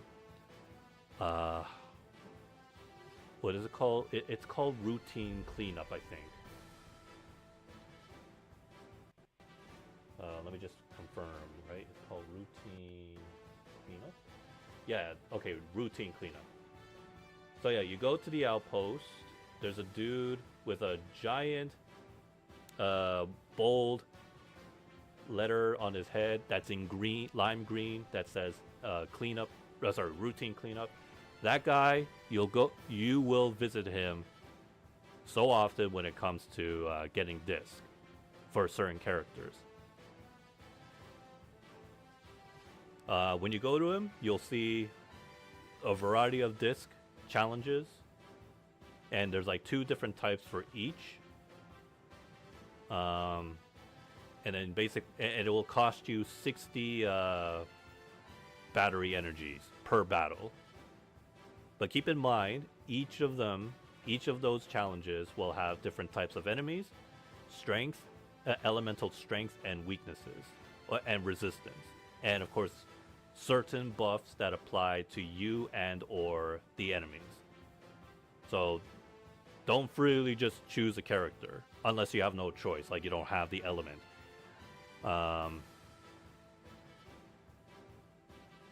So yeah, just like similar to Genshin with artifacts. When you're building characters, make sure you look at the disc, read the description of the disc, and see if it matches with the character's playstyle. Or at the very least, you can go to the character selection screen, the character menu, and then flip through, select anybody, select whoever you're trying to grind for, go to their equipment, highlight to any of the disc slots, and I think you click L3 to look at the recommendations. Just like Genshin, there is live data that shows you what players around the world have been equipping with what disc for that character. And not only that, just like Genshin, there's main stats and substats. So, unlike Genshin, ZZZ has 6, as you already know. 1, 2, and 3 are... Slot 1, 2, 3 are always the same in terms of main stats. 1 is always HP, 2 is attack, 3 is defense. 4, 5, 6 come in a different variety. 4, I will say, like the highly recommended one you're going to get for, say, attack type characters is either crit rate or crit damage. So yeah, slot 4 is that... There's like other types of main stats in slot 4, like attack, defense, HP, and then I think there's something called anomaly proficiency Obviously, those, if you see one that has anomaly proficiency, keep that for anomaly type characters. Depending on the disc, of course. Slot 5 is the elemental ones that you want to pay attention to. Depending on the character, you might want to, like, say if you got, let's say if you got Soldier 11, for disc slot 5, you want to give her a main stat that says fire bonus damage. It's just like Genshin, pyro bonus damage and such. Slot 6 is slot 6 can be just attack for the attack type characters. Slot 6 is unique main stats are anomaly mastery, which obviously you have to give that to the anomaly characters, and energy regen. Since Nicole is already given to you for free, and you have to give her energy regeneration for her. With the specific disk drive, I don't know the name of it, but you'll see when you go through Nicole, and you'll see, like, you know, which disk is recommended. You'll see which one. Heck, the data also shows you which main stats players are using or recommending for you or for others. So yeah, very, very similar to Genshin, but you know, you're working with 6 slots, but you don't have to worry. Again, the first 3 are always the same, but as usual, main stats is one thing, but you also have to pay attention to the substats. You don't want to have a substats that gives you 2 of the same stats, like HP. Yeah, no. Don't ever keep those. Never, or practically don't ever keep the ones, the artifacts that have the same substats. Unless, well, you know, this is just my opinion, unless it has attack for both. But then again, people recommend you get the stats that has their number in percentage, not like straight numbers. It has to be in percentage. Whether it's Genshin or ZZZ, always get the one that has percentage. I will say, since you're still new to the game, a newcomer, you won't need any character that needs HP. There's currently no healers except for one character, but she I don't know, is she having a rerun now? I don't know. Astra, I think that's her name. But yeah, no, you don't need to worry about having HP. If you get a disc that has HP aside of slot 1, don't keep that. At least not yet. But yeah. If you have a defense character, then yeah, make sure you get, if you have a disc drive that has defense, I think that goes along with Ben. I never tried Ben, but of course, just like Genshin, you can look at the character's passive ability, passive core skill, and you'll see what stats they basically excel at. Or heck, the first thing you see in the page when you select a character, you know where you see the list of stats, anything that's highlighted in orange, those are the stats that you need to focus on building. So, you know, when it comes to the disk drives, make sure you get the right ones for them. It makes it a whole lot easier. So obviously offensive characters where they say their attack, crit rate, crit damage is highlighted, then you'll obviously go for disk drives that have the main stats as crit rate, attack, whatever. So like I'm assuming Billy is That's what his stats highlight. And then for the disk drive, for slot number 5, get him a disk drive that has physical bonus damage, since he's a physical offense character.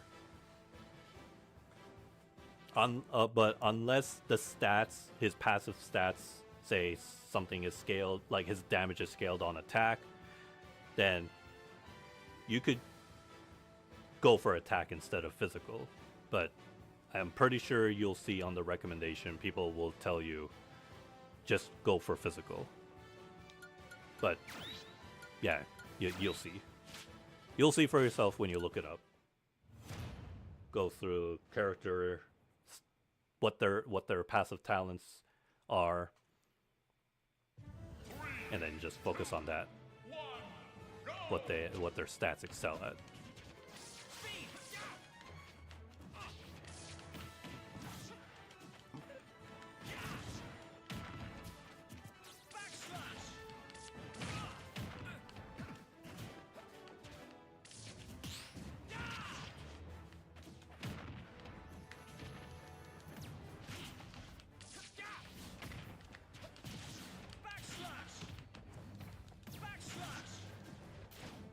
You can hop over that.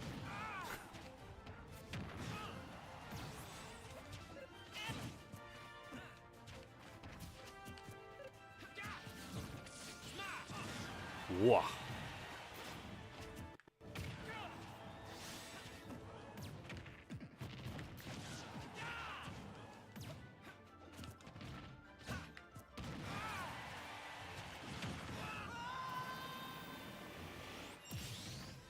Sometimes I forget Smash Ultimate has like so many characters. Just looking back, it's like, oh man, Steve is right. Steve is in Smash.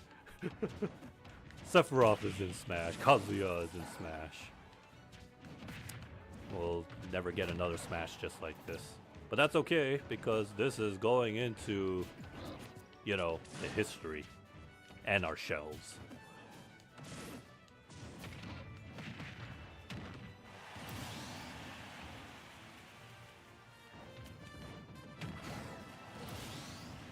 I'm also playing this with not with a GameCube controller. I'm trying to play with the Switch Pro controller, because I never bothered to ever play Smash with the Pro controller.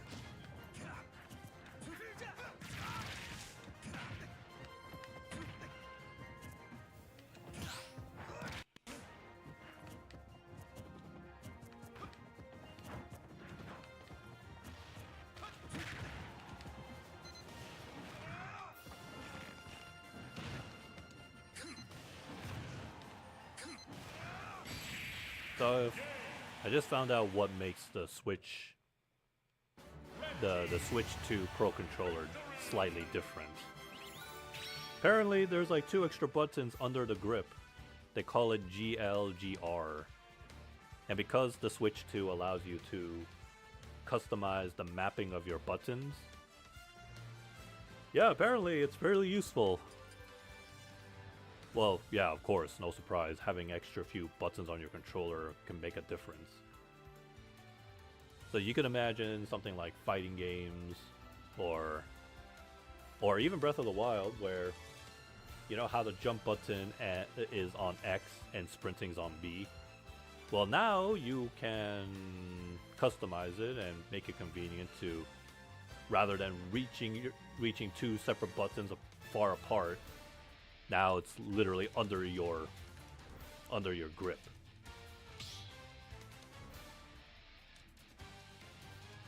So, you know, convenient. But I'm not spending $100 for that. If I can, considering that I can still use the Switch Pro controller on the Switch 2, that's all I need. Until one day this controller just dies one day. Wear and tear. And I continue to look at a couple of Switch 1 games running on Switch 2, and that's when it hit me. It took me a while, but I just realized, oh shit, this means Marvel Ultimate Alliance 3 can run more smoother. In fact, I've seen like video examples actually. And yeah, it's not 60 unfortunately, but it's locked at 30. So you know how, if you remember in Ultimate Alliance where all 4 characters activate their ults and all you see is like total chaos frame drops? Well, now it doesn't do that. It's smooth now. Which is great. It kind of makes me want to go back and play that. Well, one day when I get a Switch 2. I want to see with my own eyes. Just wow. And I think I already mentioned this. Age of Calamity runs at 30 frames locked, even in split screen mode. Because trust me, Muso Warriors games in split screen are, well, depending on the game you're playing on, depending on the game and the console you're playing on, you either get smooth frames or you don't. Or, you know, frame drops at crazy moments. But yeah, Age of Calamity is only 30 frames. But surprisingly, Fire Emblem 3 Hopes is 60. And everybody knows how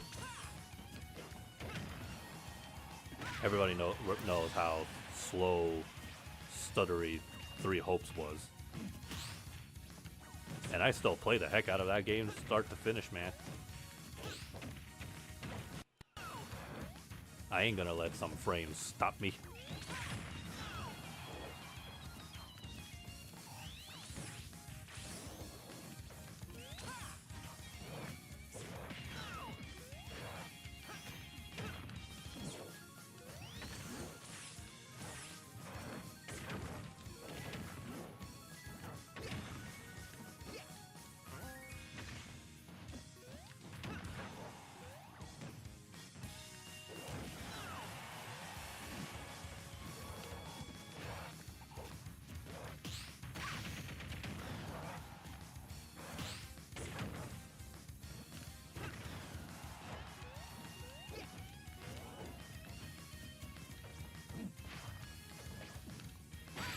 Hoa.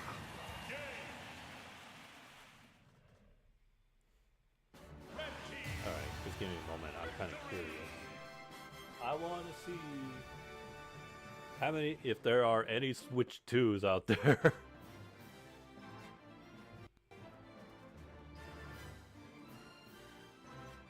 I doubt that there's any in stock right now as I speak.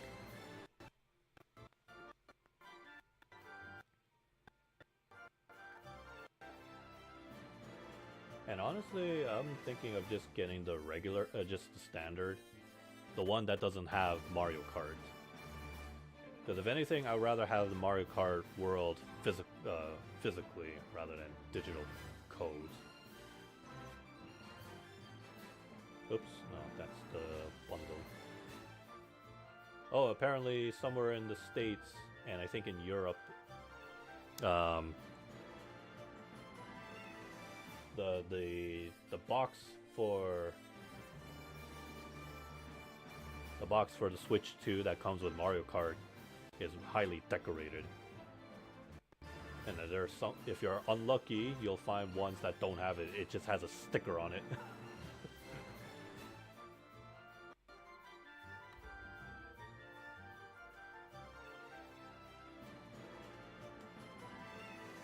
Apparently they don't have the standalone bundle. Standalone. They only have the one that comes with Mario Kart. Let's see, how many are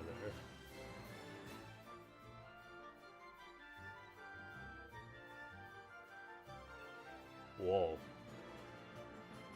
Pretty far. Nah, I probably wouldn't even drive that far.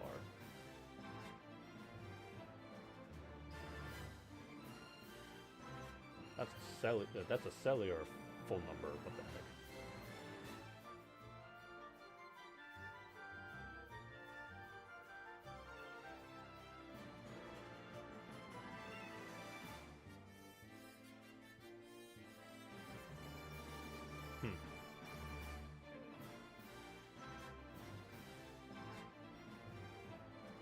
Oh well, I tried.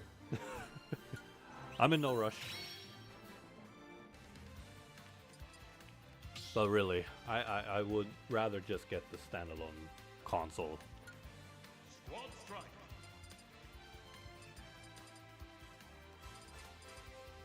Pichu. Club. Sephiroth.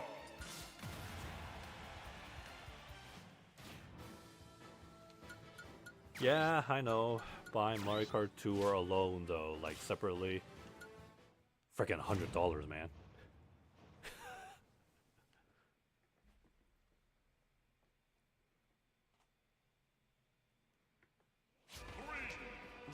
Excuse me.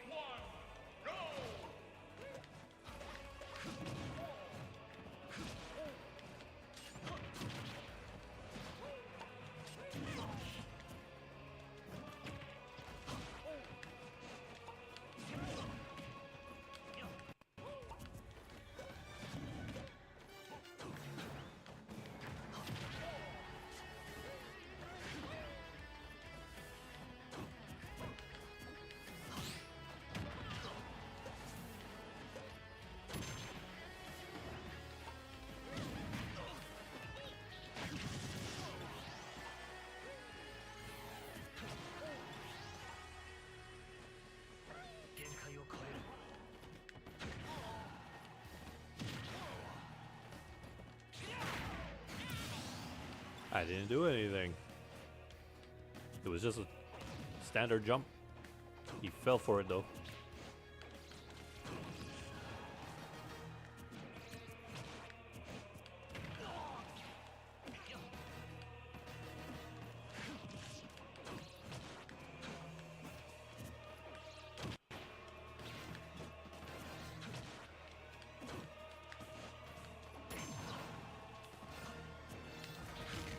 Wrong way.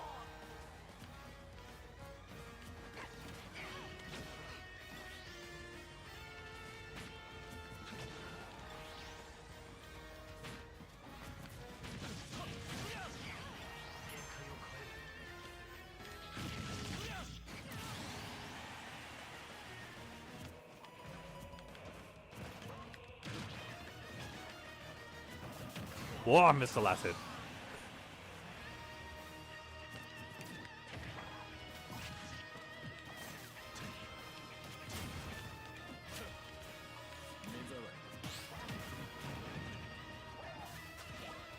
Bomb!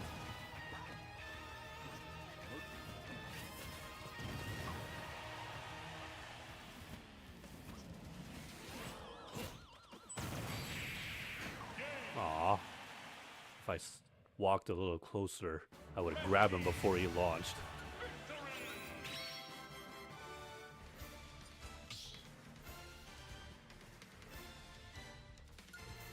Squad strike. Captain Falcon. Win. Falco.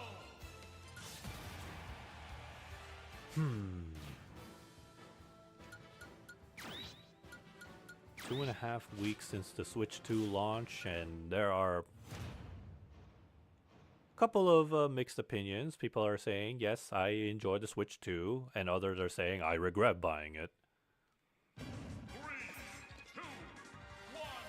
But hey, on the bright side, it sold 3.3 million units in the weekend. And if Nintendo's happy about that, hey, good for them. But you know what's funny? People were pointing out that is not as much compared to when the Switch 1 came out. Now you have to, don't be mistaken, there's a reason why the Switch 1 sold like crazy. It was a whole new console. Nintendo's next-gen console, and at the time, it was unheard of. A portable home console. I mean, aside of like your gaming laptops, I guess. And of course, it came with the most anticipated. Well, actually, no, it was not even bundled with any games.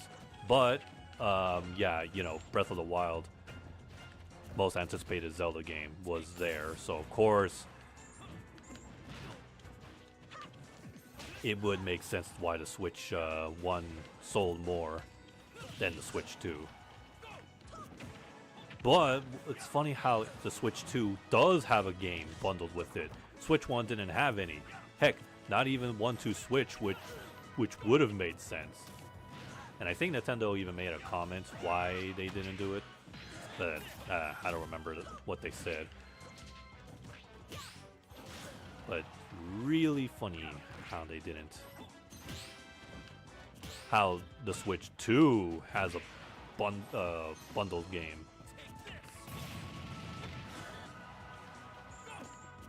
And not the Switch 1.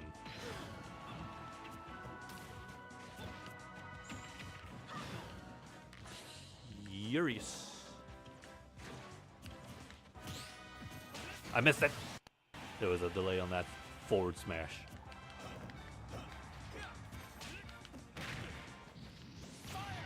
Oh! Falco went too far.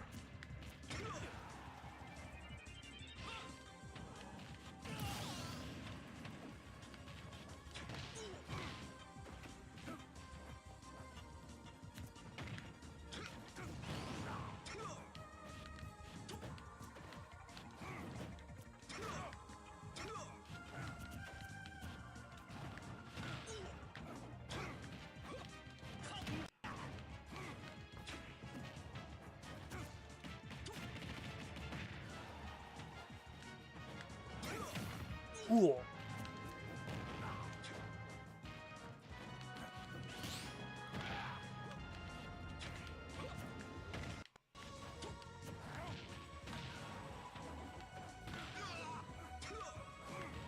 Woo!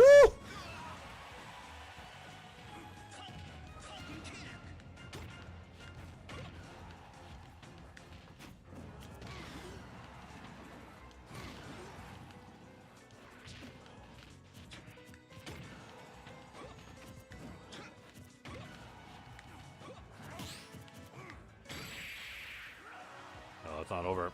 It's not over till the fat lady sings. Dang it, I was walking. I dashed forward. What I should have done was walk. But I was anticipating the projectile. Squad strike. Luigi. Greninja. Torrid.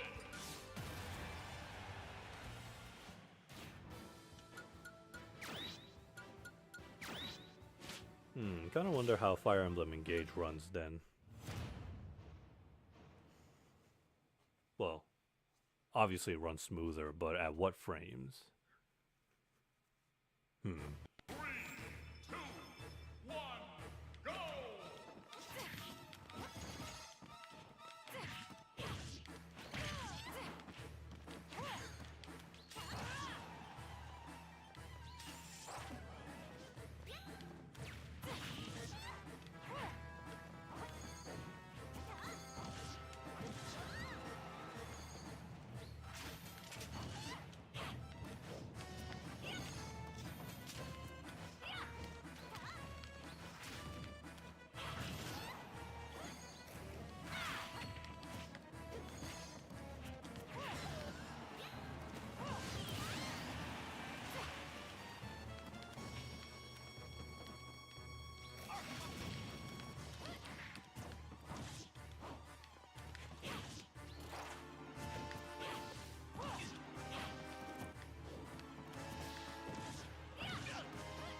Whoop!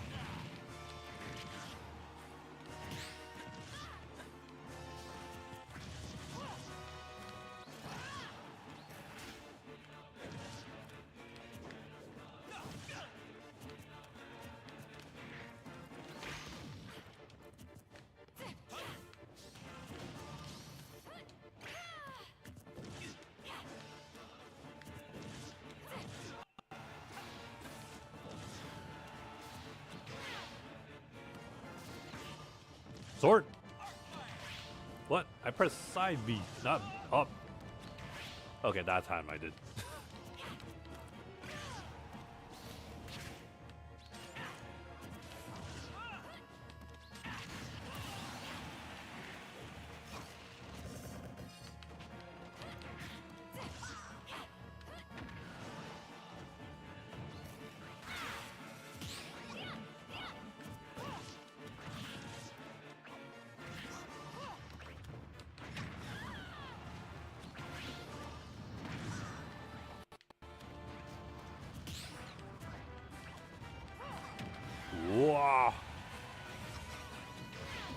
Meteor!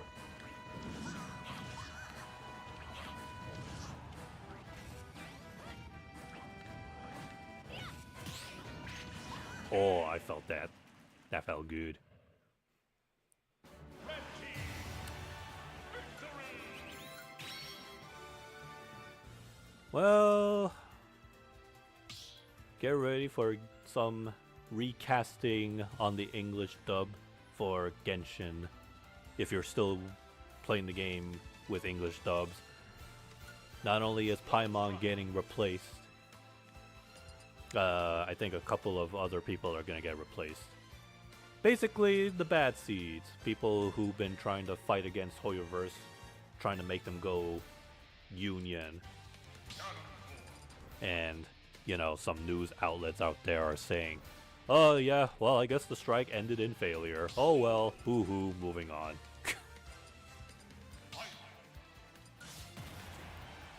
Meanwhile, me, I play in Korean dubs, and I haven't heard anything happening there. Aside of a few recasts, for whatever reasons, but eh.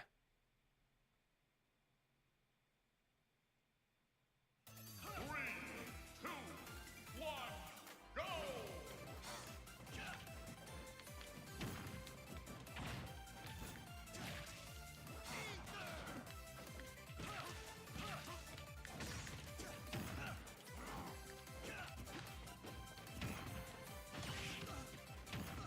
Whoa.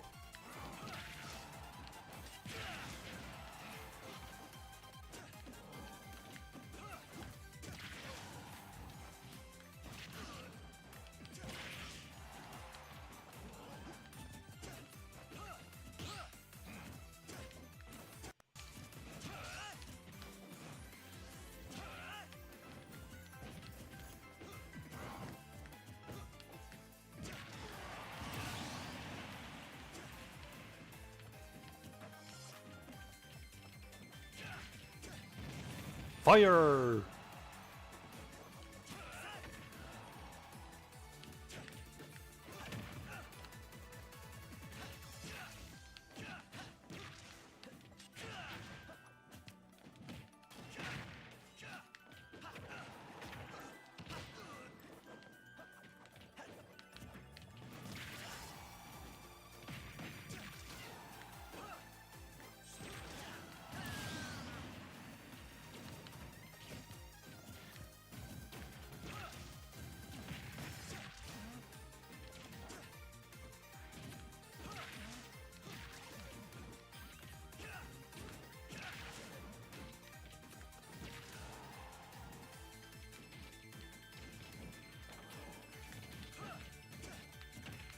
Whoop! Whoop, whoop.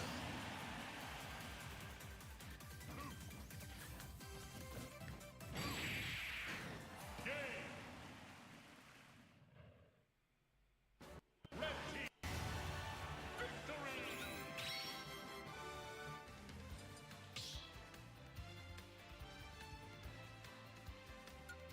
Squad strike. Bowser. Pac-Man. Kazuya.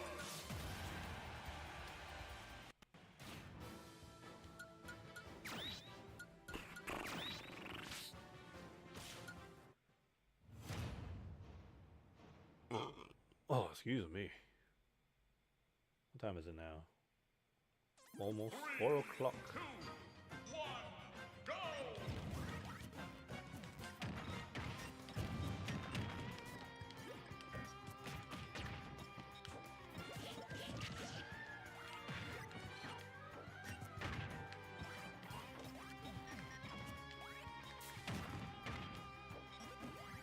Whee! 2 hits, 2 hits.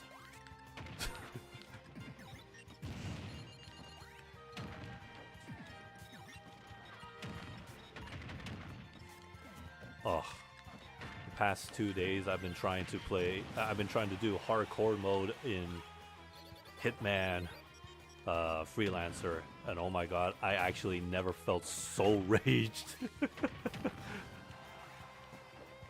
Like, and I know this, like, I know mistakes are that I'm making, and how hardcore they make the NPCs more self-aware, and you take more damage. So I ended up losing so many of my collectible weapons. I rage quitted so badly, and I was like, okay, I gotta stop and come get my stuff back and try hardcore mode another time.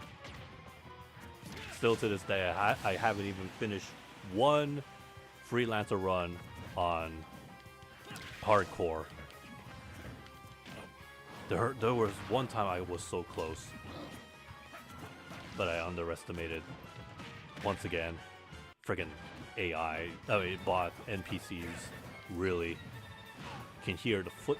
They can actually hear the sounds of your footstep. And not only that, there was one stupid stunt yesterday where so aside of the main objective of killing the target, hardcore makes you complete a second one. Otherwise, if you only complete one, if you fail the second objective, then that's it. That's over. Your run is done. So the second objective I was given was, take out the target while they are escaping. So what happened was the lady, I found my target. So one of the side objectives that I didn't have to do, but I did it because more money. I shot a tranquilizer. She fell unconscious, but she fell into an out-of-boundary area. She didn't die yet until a guard woke her up, which I had to allow so that the target can escape. But as soon as she woke up, she died, and it didn't count. It didn't count as escape. Even though the icon was above her head for a second, and because of that, I killed my target, but I didn't do it. I failed the second objective where she's supposed to be running away. And I was like, ugh, well, at least I still keep my stuff, but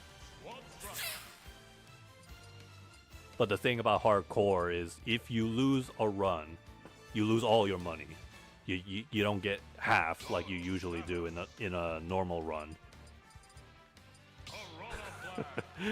And then that was the point where I was like, okay, yeah, no, forget it. I need to get my stuff back. I lost so many of the good stuff. Oh, whoops. I haven't felt so mad and disappointed in myself in any game. The last time I did that, that would make me felt that way was Call of Duty.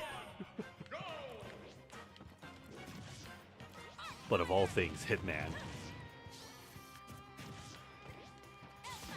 And they say single-player games cannot make you mad? Yeah, well, aside of Souls games.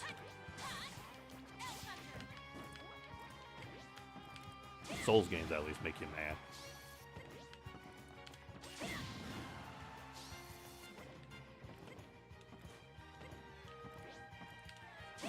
So considering how well Night Rain is doing with how very co-op focused it is, I have good faith that Duskblood will be the same.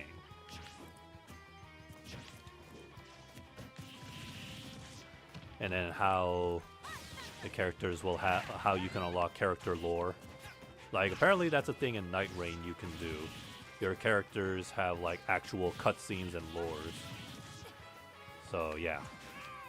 I had a feeling that Night Rain was like a test play for Duskblood. But of course they're gonna do more. I'm sure From Software is gonna do a whole lot more with it.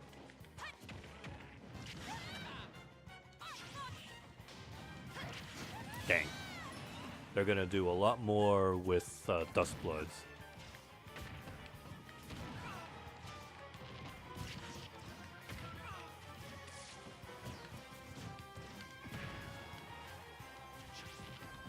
Well, we at least know so far, based on the creator's notes regarding Duskblood. The objective is not always going to be the same, apparently. 1 minute, one run could be a battle royale. Last blood survive or whatever they're called, survives, wins. Work together to fight off one particular boss.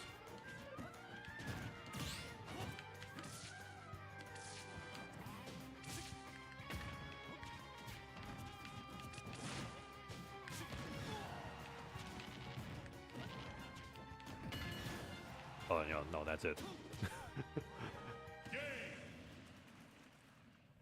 So it'll be nice and refreshing.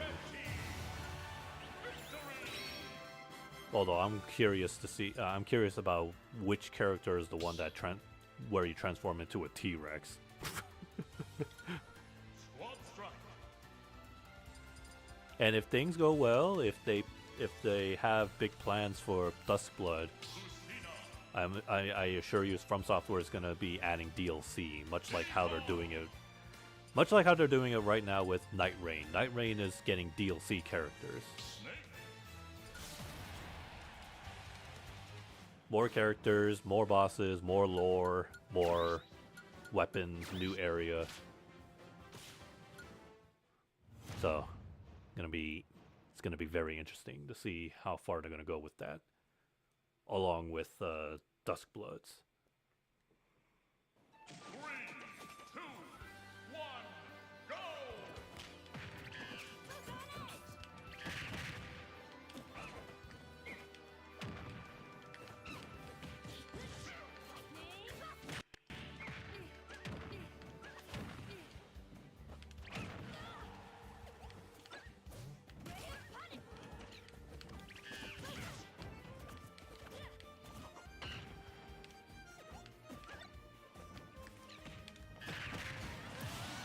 That was my banana. Why'd you take it away?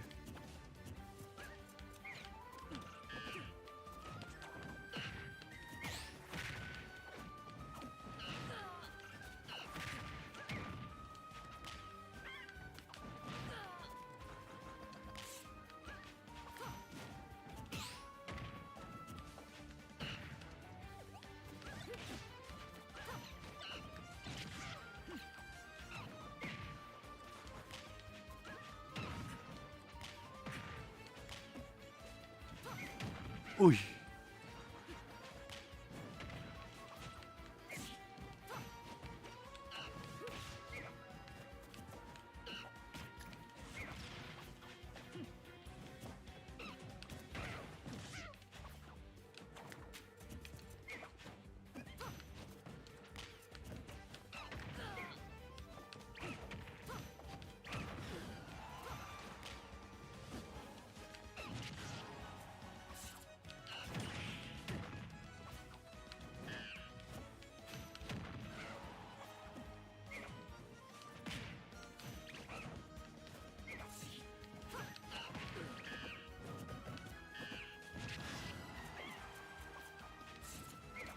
Oh no.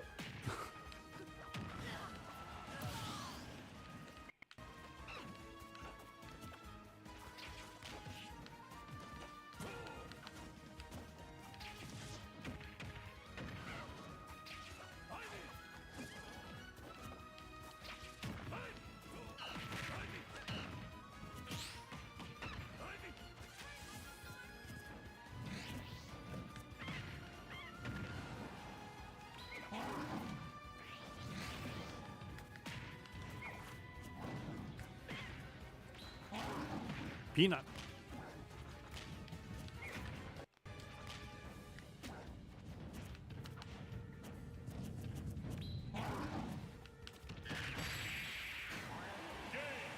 Ever since Stellar Blade came out on PC, some game journalists out there are seething, coping.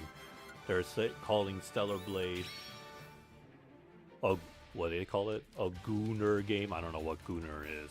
What are the kids saying such now these days? Basically, they're just jealous that Stellar Blade is just selling so well.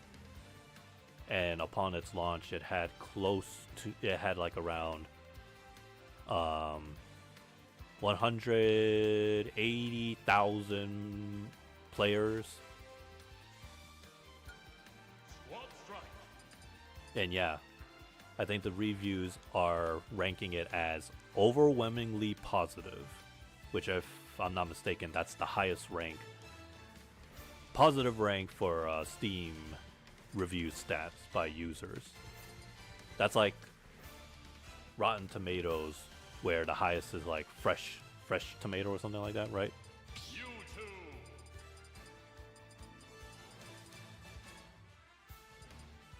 Little Mac. Violet. And yeah, I got through the new content, the new DLC, new costumes, 2 new bosses. Very fashionable. But oh boy, one of the costumes you had to unlock. Well, there's 2 costumes you unlock from the new boss fights, but one of them, oh man. Virgil got competition.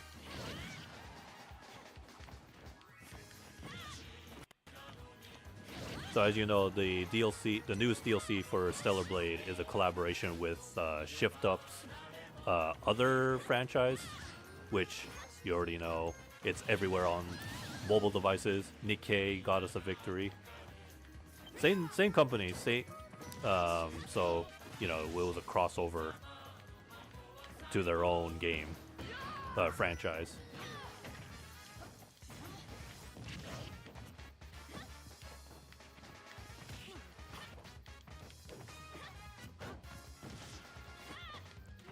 And then there was a mini game where you can actually play just like how it is in the mobile game, but with a controller.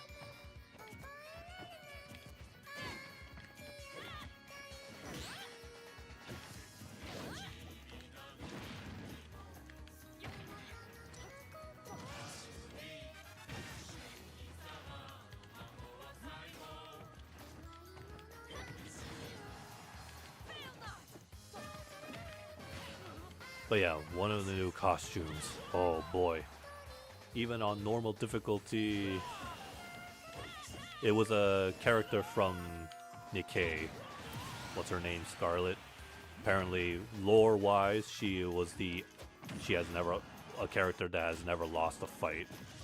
And no, she still hasn't. It ended in a stalemate. But she had this one desperation move, like a phase 2, where the game has you parrying, right? Like, that's one of the mechanics in Stellar Blade. If you do not parry more than half the amount of times she comes attacking you, like, it's the initial phase is where you have to parry. You can only parry, you cannot dodge, because if you dodge, it doesn't count. And if you don't parry as much as you need, she instantly kills you. And yeah, no second chances. Because you fight Scarlet in the boss challenge mode, where no revival items are allowed.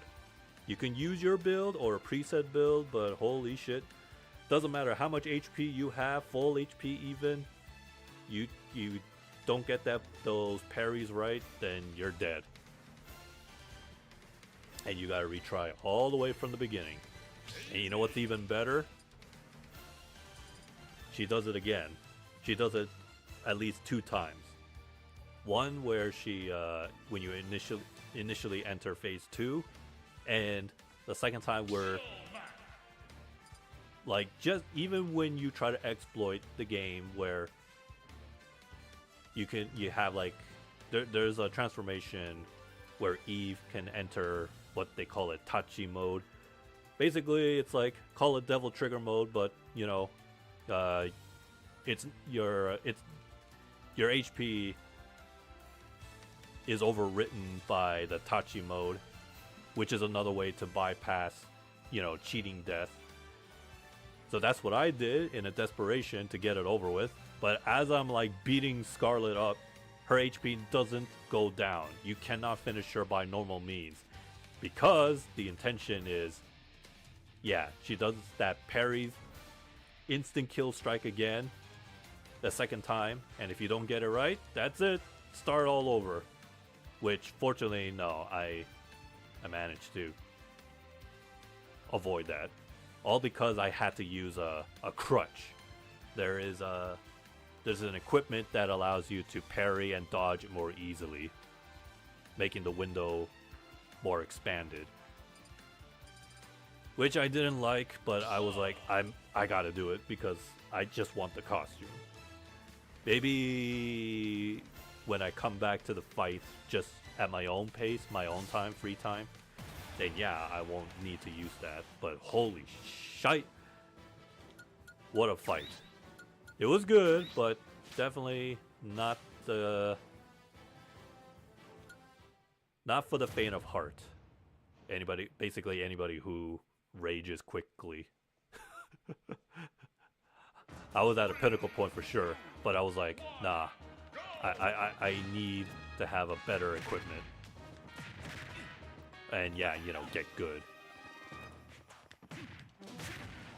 But dang, I'll give kudos to Shift Up.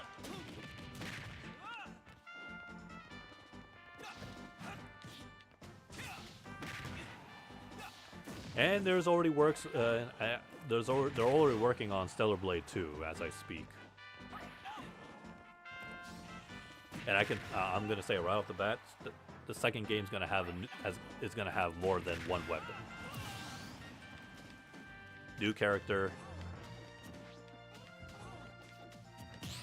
Yeah.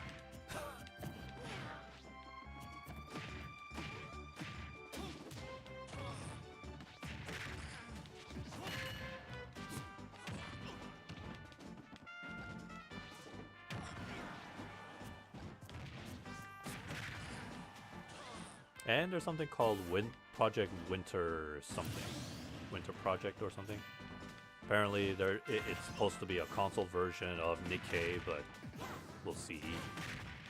I wouldn't mind that. Considering the kind of game that Nikkei is, it could work on being like a third-person shooter. Or, you know, something akin to that, Gears of War, a cover-based shooter.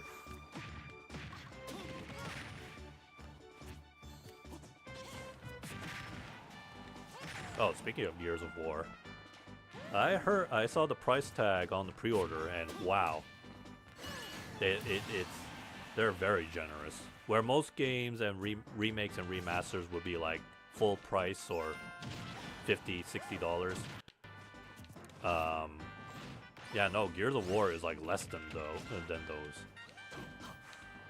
Either the devs are being generous, or should we be concerned? Because the last time we saw a game that was sold not at full price, it was meh. And that game was called Sonic Forces. But I don't know, who knows. And yeah, it's still weird seeing Gears of War on PlayStation. But I don't know, somebody on Microsoft decided to share.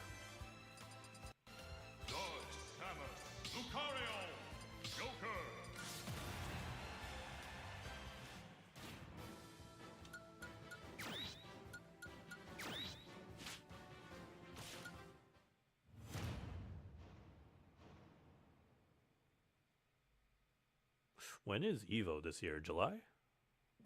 Usually it's in July, right? Not August?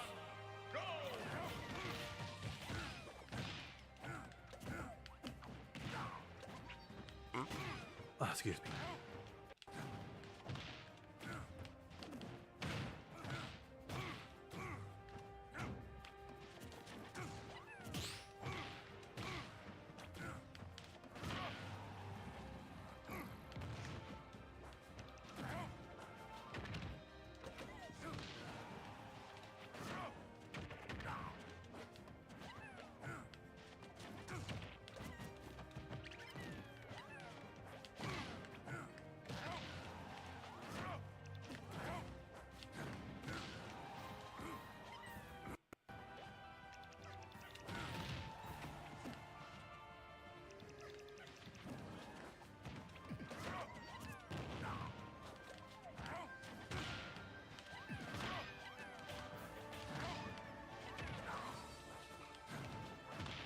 Oh yeah.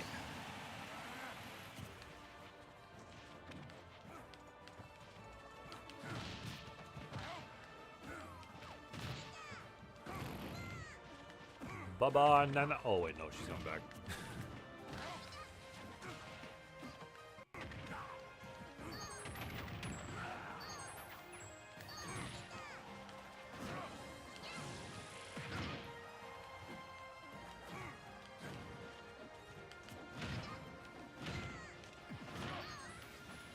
Baba Nana. Oh, you just had to do that, Popo.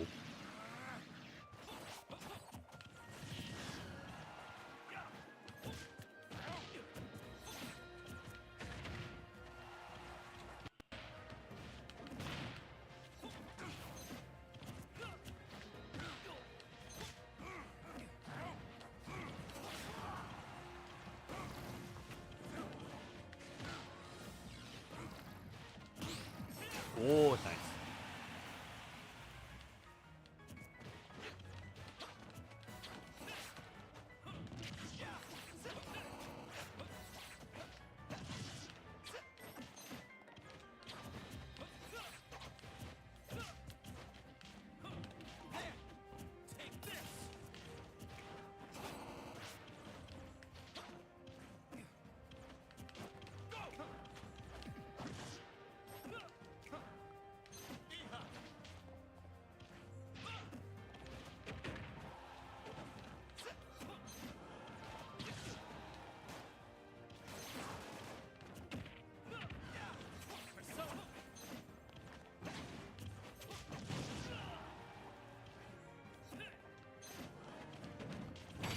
Hoi!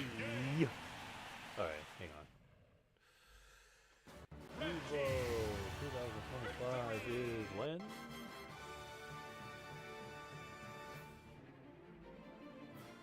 Doesn't even say.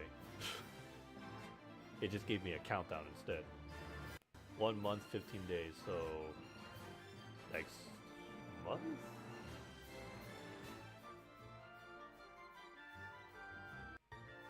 August?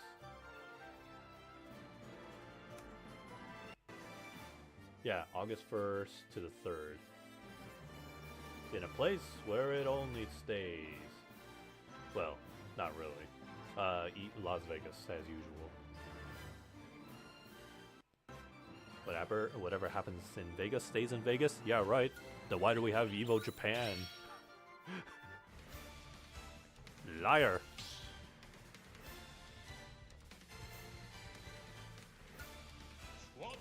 Alright, one more match, and then I will call it a day.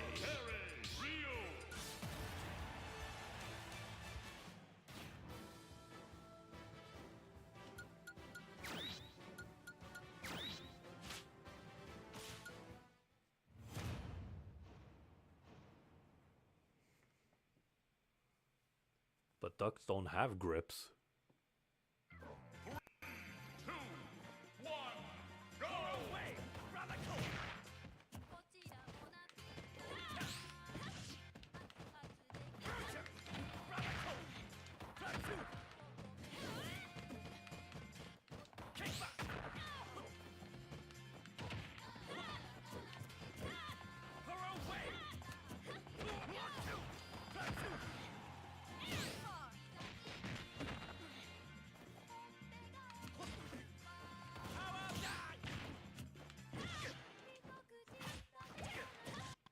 Whoa, nice.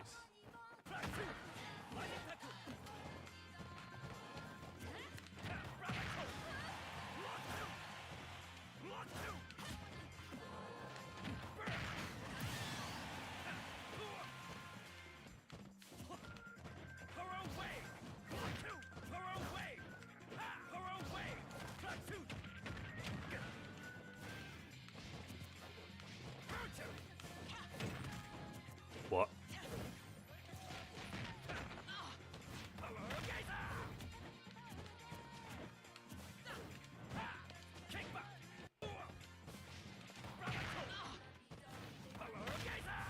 Too soon.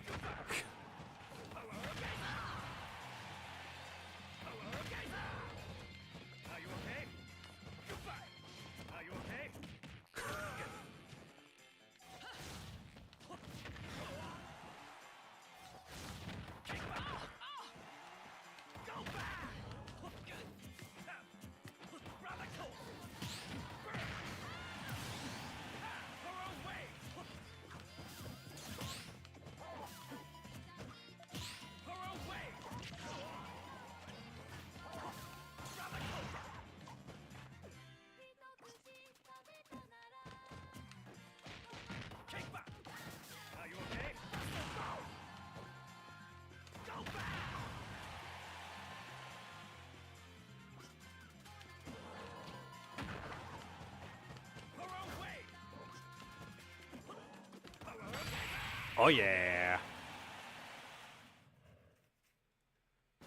I know it's Smash, but the way how he does it in this game, it's really more visually appealing than how it is in his original games. Alright, one more. Squad strike. Enderman. Fox. Snake. It's good to see Metal Gear and Silent Hill together. Oh yeah, I don't know if I mentioned it, but yeah, Konami had like their own little direct. They showcase a couple of games, not just Metal Gear and Silent Hill, but they also confirmed as a special last announcement surprise, Bloober Team, the same devs who did the remake for Silent Hill 2, they're gonna remake the first game, and I am so looking forward to it. I know 1 and 3 people would debate which one is the better Silent Hill, but and you know which one is like a fan favorite. But I will say personally, yeah, again, personally, Silent Hill 2, I mean 1 has a special place in my heart. It's where pretty much the first Silent Hill game I played, getting to know the franchise.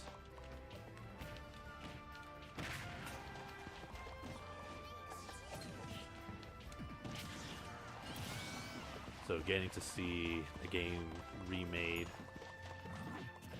yeah, can't wait. We're going back to Silent Hill to find Cheryl, our daughter, Cheryl Mason.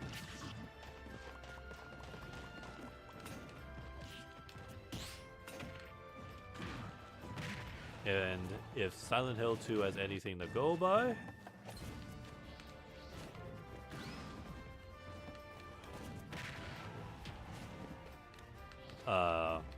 I'm pretty sure we'll have the multiple endings, including the famous UFO ending. The way how the UFO ending goes in Silent Hill 1, I think it happens in the hotel. And who is it? The main character, Harry, just casually asks the aliens, "Have you seen a little girl around here?" And then gets zapped. Ah! And the aliens take him away. And then that's it. And it plays a goofy song at the end. Or they might change it, because Silent Hill 2's UFO ending was different in the remake, where apparently PS2 James came probing the remake James.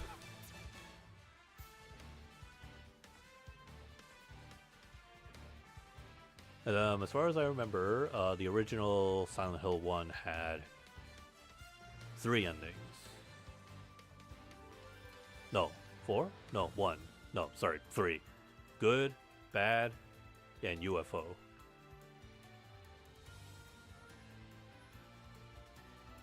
Kind of wonder how they're gonna handle the Gray Children, because that was like one of the controversies that the first Silent Hill had.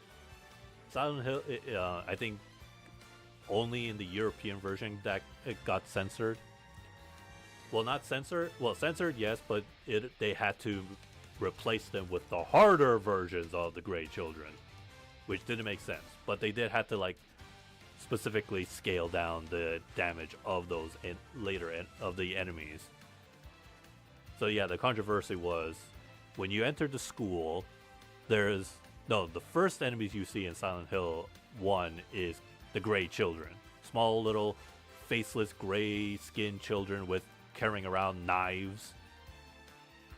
Now, of course, you get the controversy. You're playing as a man shooting, knifing children. Yeah, it makes sense. But, dude, those children were already long gone dead. And, you know, it's survival to the fit. It's a survival horror. Would you rather let the children stab you, eat your legs, because I think that's what they do, or would you want to kill them for your survival's sake to find your daughter in the cursed town? So I kind of wonder how they're gonna do that. That also means you have to aim down, so I hope you're a fan of looking down, aiming down, while those gray children are walking up to you.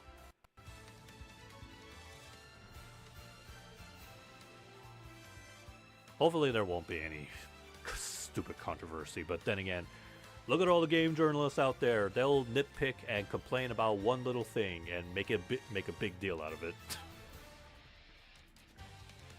And no, they shouldn't.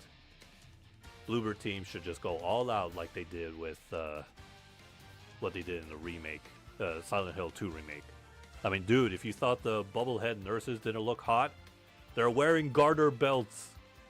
The thing that women use to make sure their thigh socks doesn't slip down. And yes, people actually are still a fan of the bubblehead nurses.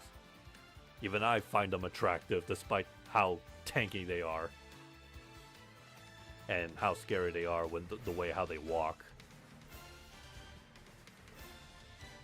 Anyway, so I look forward to that, to see update developments on the game as the months go by. And yeah, as long as they have Akira Yamaoka, which I'm sure he'll still be on board. When you think of Silent Hill music, you think of him, much like how people think of Yoko Shimomura when it's Kingdom Hearts. Or Mario and Luigi. And not only is Akira Yamaoka good at like the sound and music, the score, I think he's also responsible for the ambience and sound of the game. Heck, Silent Hill 1, I think there was like some points saying that some of the noise ambience that they created for Silent Hill 1, they use a dentist drilling machine. Saying it out loud and just trying to remember, yeah, I think that might be legit. I mean, hey, if Mick Gordon can make music and sound with a chainsaw for Doom, hey, sure, I'm sure a dentist drill machine can also be used as music. In any way, shape, and form you can think of.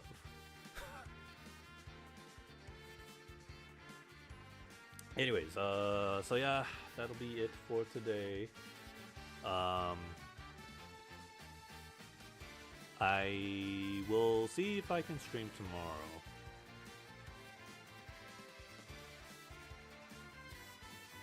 Yeah.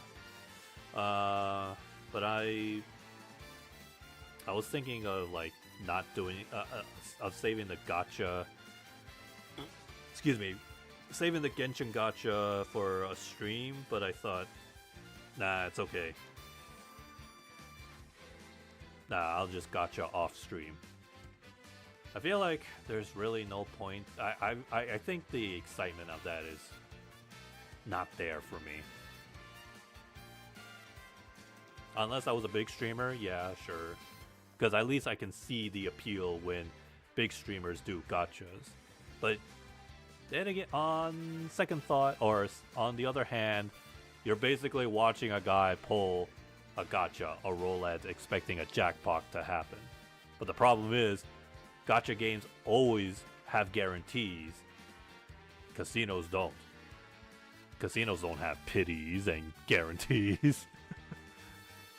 So, and yeah, I know there's something called streamer luck, but at the end of the day, because these gacha games do have guarantees and pities, it's like, what's the point of watching it then? Well, other than having a good chuckle and laugh and be like, haha, he didn't get the character, he lost a 50-50. But I think it's more exciting if, say, I didn't have enough Primo Gems for another guaranteed, but I do, so there's no point. It'll come back eventually, but I feel like in Genshin's case for tomorrow, I don't think there's no point to it. I have enough Primo Gems for 2 guarantees, I think. But yeah. Or then again, I swear, whenever I do stream the gachas, whether it's ZZZ, Honkai, or Genshin, I was like expecting a long streak of gachas, but then it's like, oh nope, streamer luck, only took 20 pulls, and there you go, there's character. Okay, stream's over. I think that's also the problem. It's like, well, I was expecting a long show run, but okay, no. Show's over in less than 15 seconds of it. Instead, I think it'll be a little bit more entertaining just to see how the character plays, you know? I think that's more interesting than watching a streamer do all the gacha pulls. Because you want to see the character in action, right?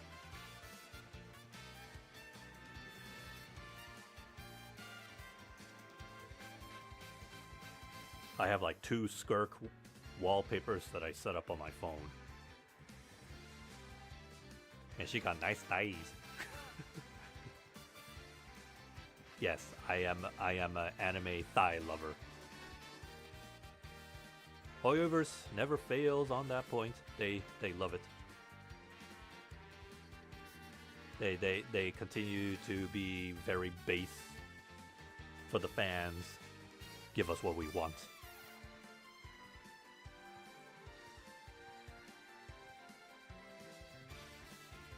Very squishy thighs.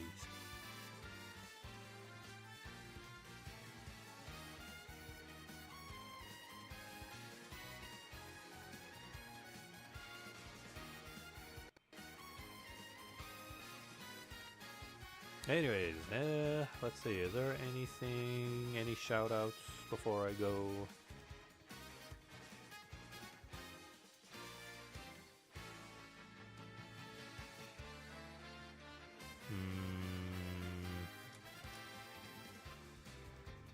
Oh, there's gonna be a Donkey Kong Bonanza Direct this week. On the 18th, which is Wednesday.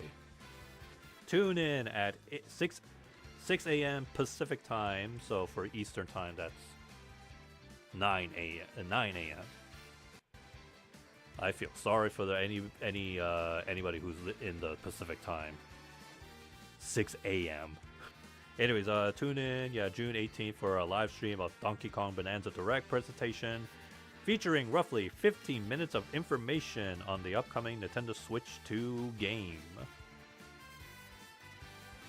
Time to monk! Somebody said that in the comments. Yeah.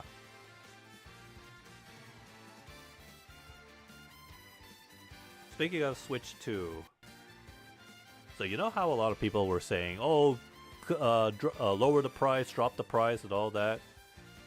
Those are the same people that just bought the game, the console. So people were now shouting out to all those people the complaints, the ones that were complaining, and yeah, they admitted they complained and they still got it anyways. And like I said earlier, some people basically are having fun with their Switch 2, and some are kind of like regretting it. But don't hold that regret too long, because just think about all the future Switch 2 games coming out. And I'm not talking about the third parties. Nah, think about the first parties. Another Mario Party, another 3D Mario game, another Zelda, aside of Hyrule Warriors, possibly another Xenoblade, Pikmin 5, Pikmin 5, Luigi's Mansion 4 or something, lots of first parties out there. Sure, it sucks that you have to now spend $100 for each of those, But hey, if it's a remake or remastered, well, then again, even those ones are like still full price. Just look at Link's Awakening remake. Nintendo's still selling that for full price. It's stupid. Anyways, so yeah, you know, there's still some games to look out for. Oh yeah, and Kirby Air Riders, and the possibility of another Smash. Trust me, by the time Nintendo announces a new Smash for Switch 2, it's over! People are gonna buy a Switch 2. People who bought it since day one, they're gonna say, I am so glad that I bought the Switch 2. And all the doubters will be like, oh, okay, thanks Nintendo, you changed my mind. I'm glad I bought it. I never regretted it. Sometimes it just takes one game.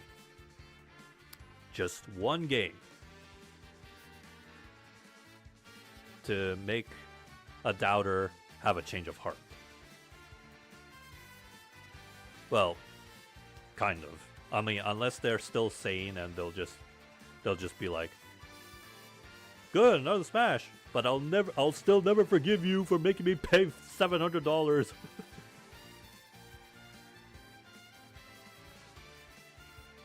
Oh wow, Honkai Star Rail is gonna finally gonna have a skip button.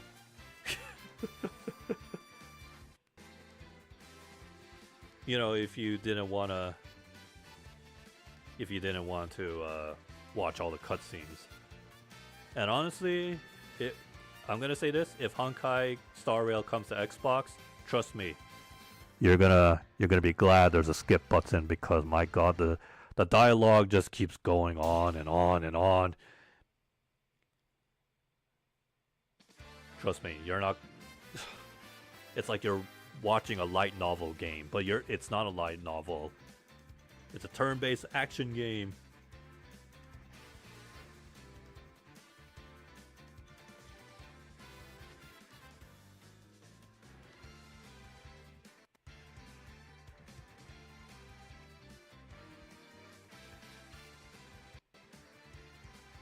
Anyways, I think that's it. That's all.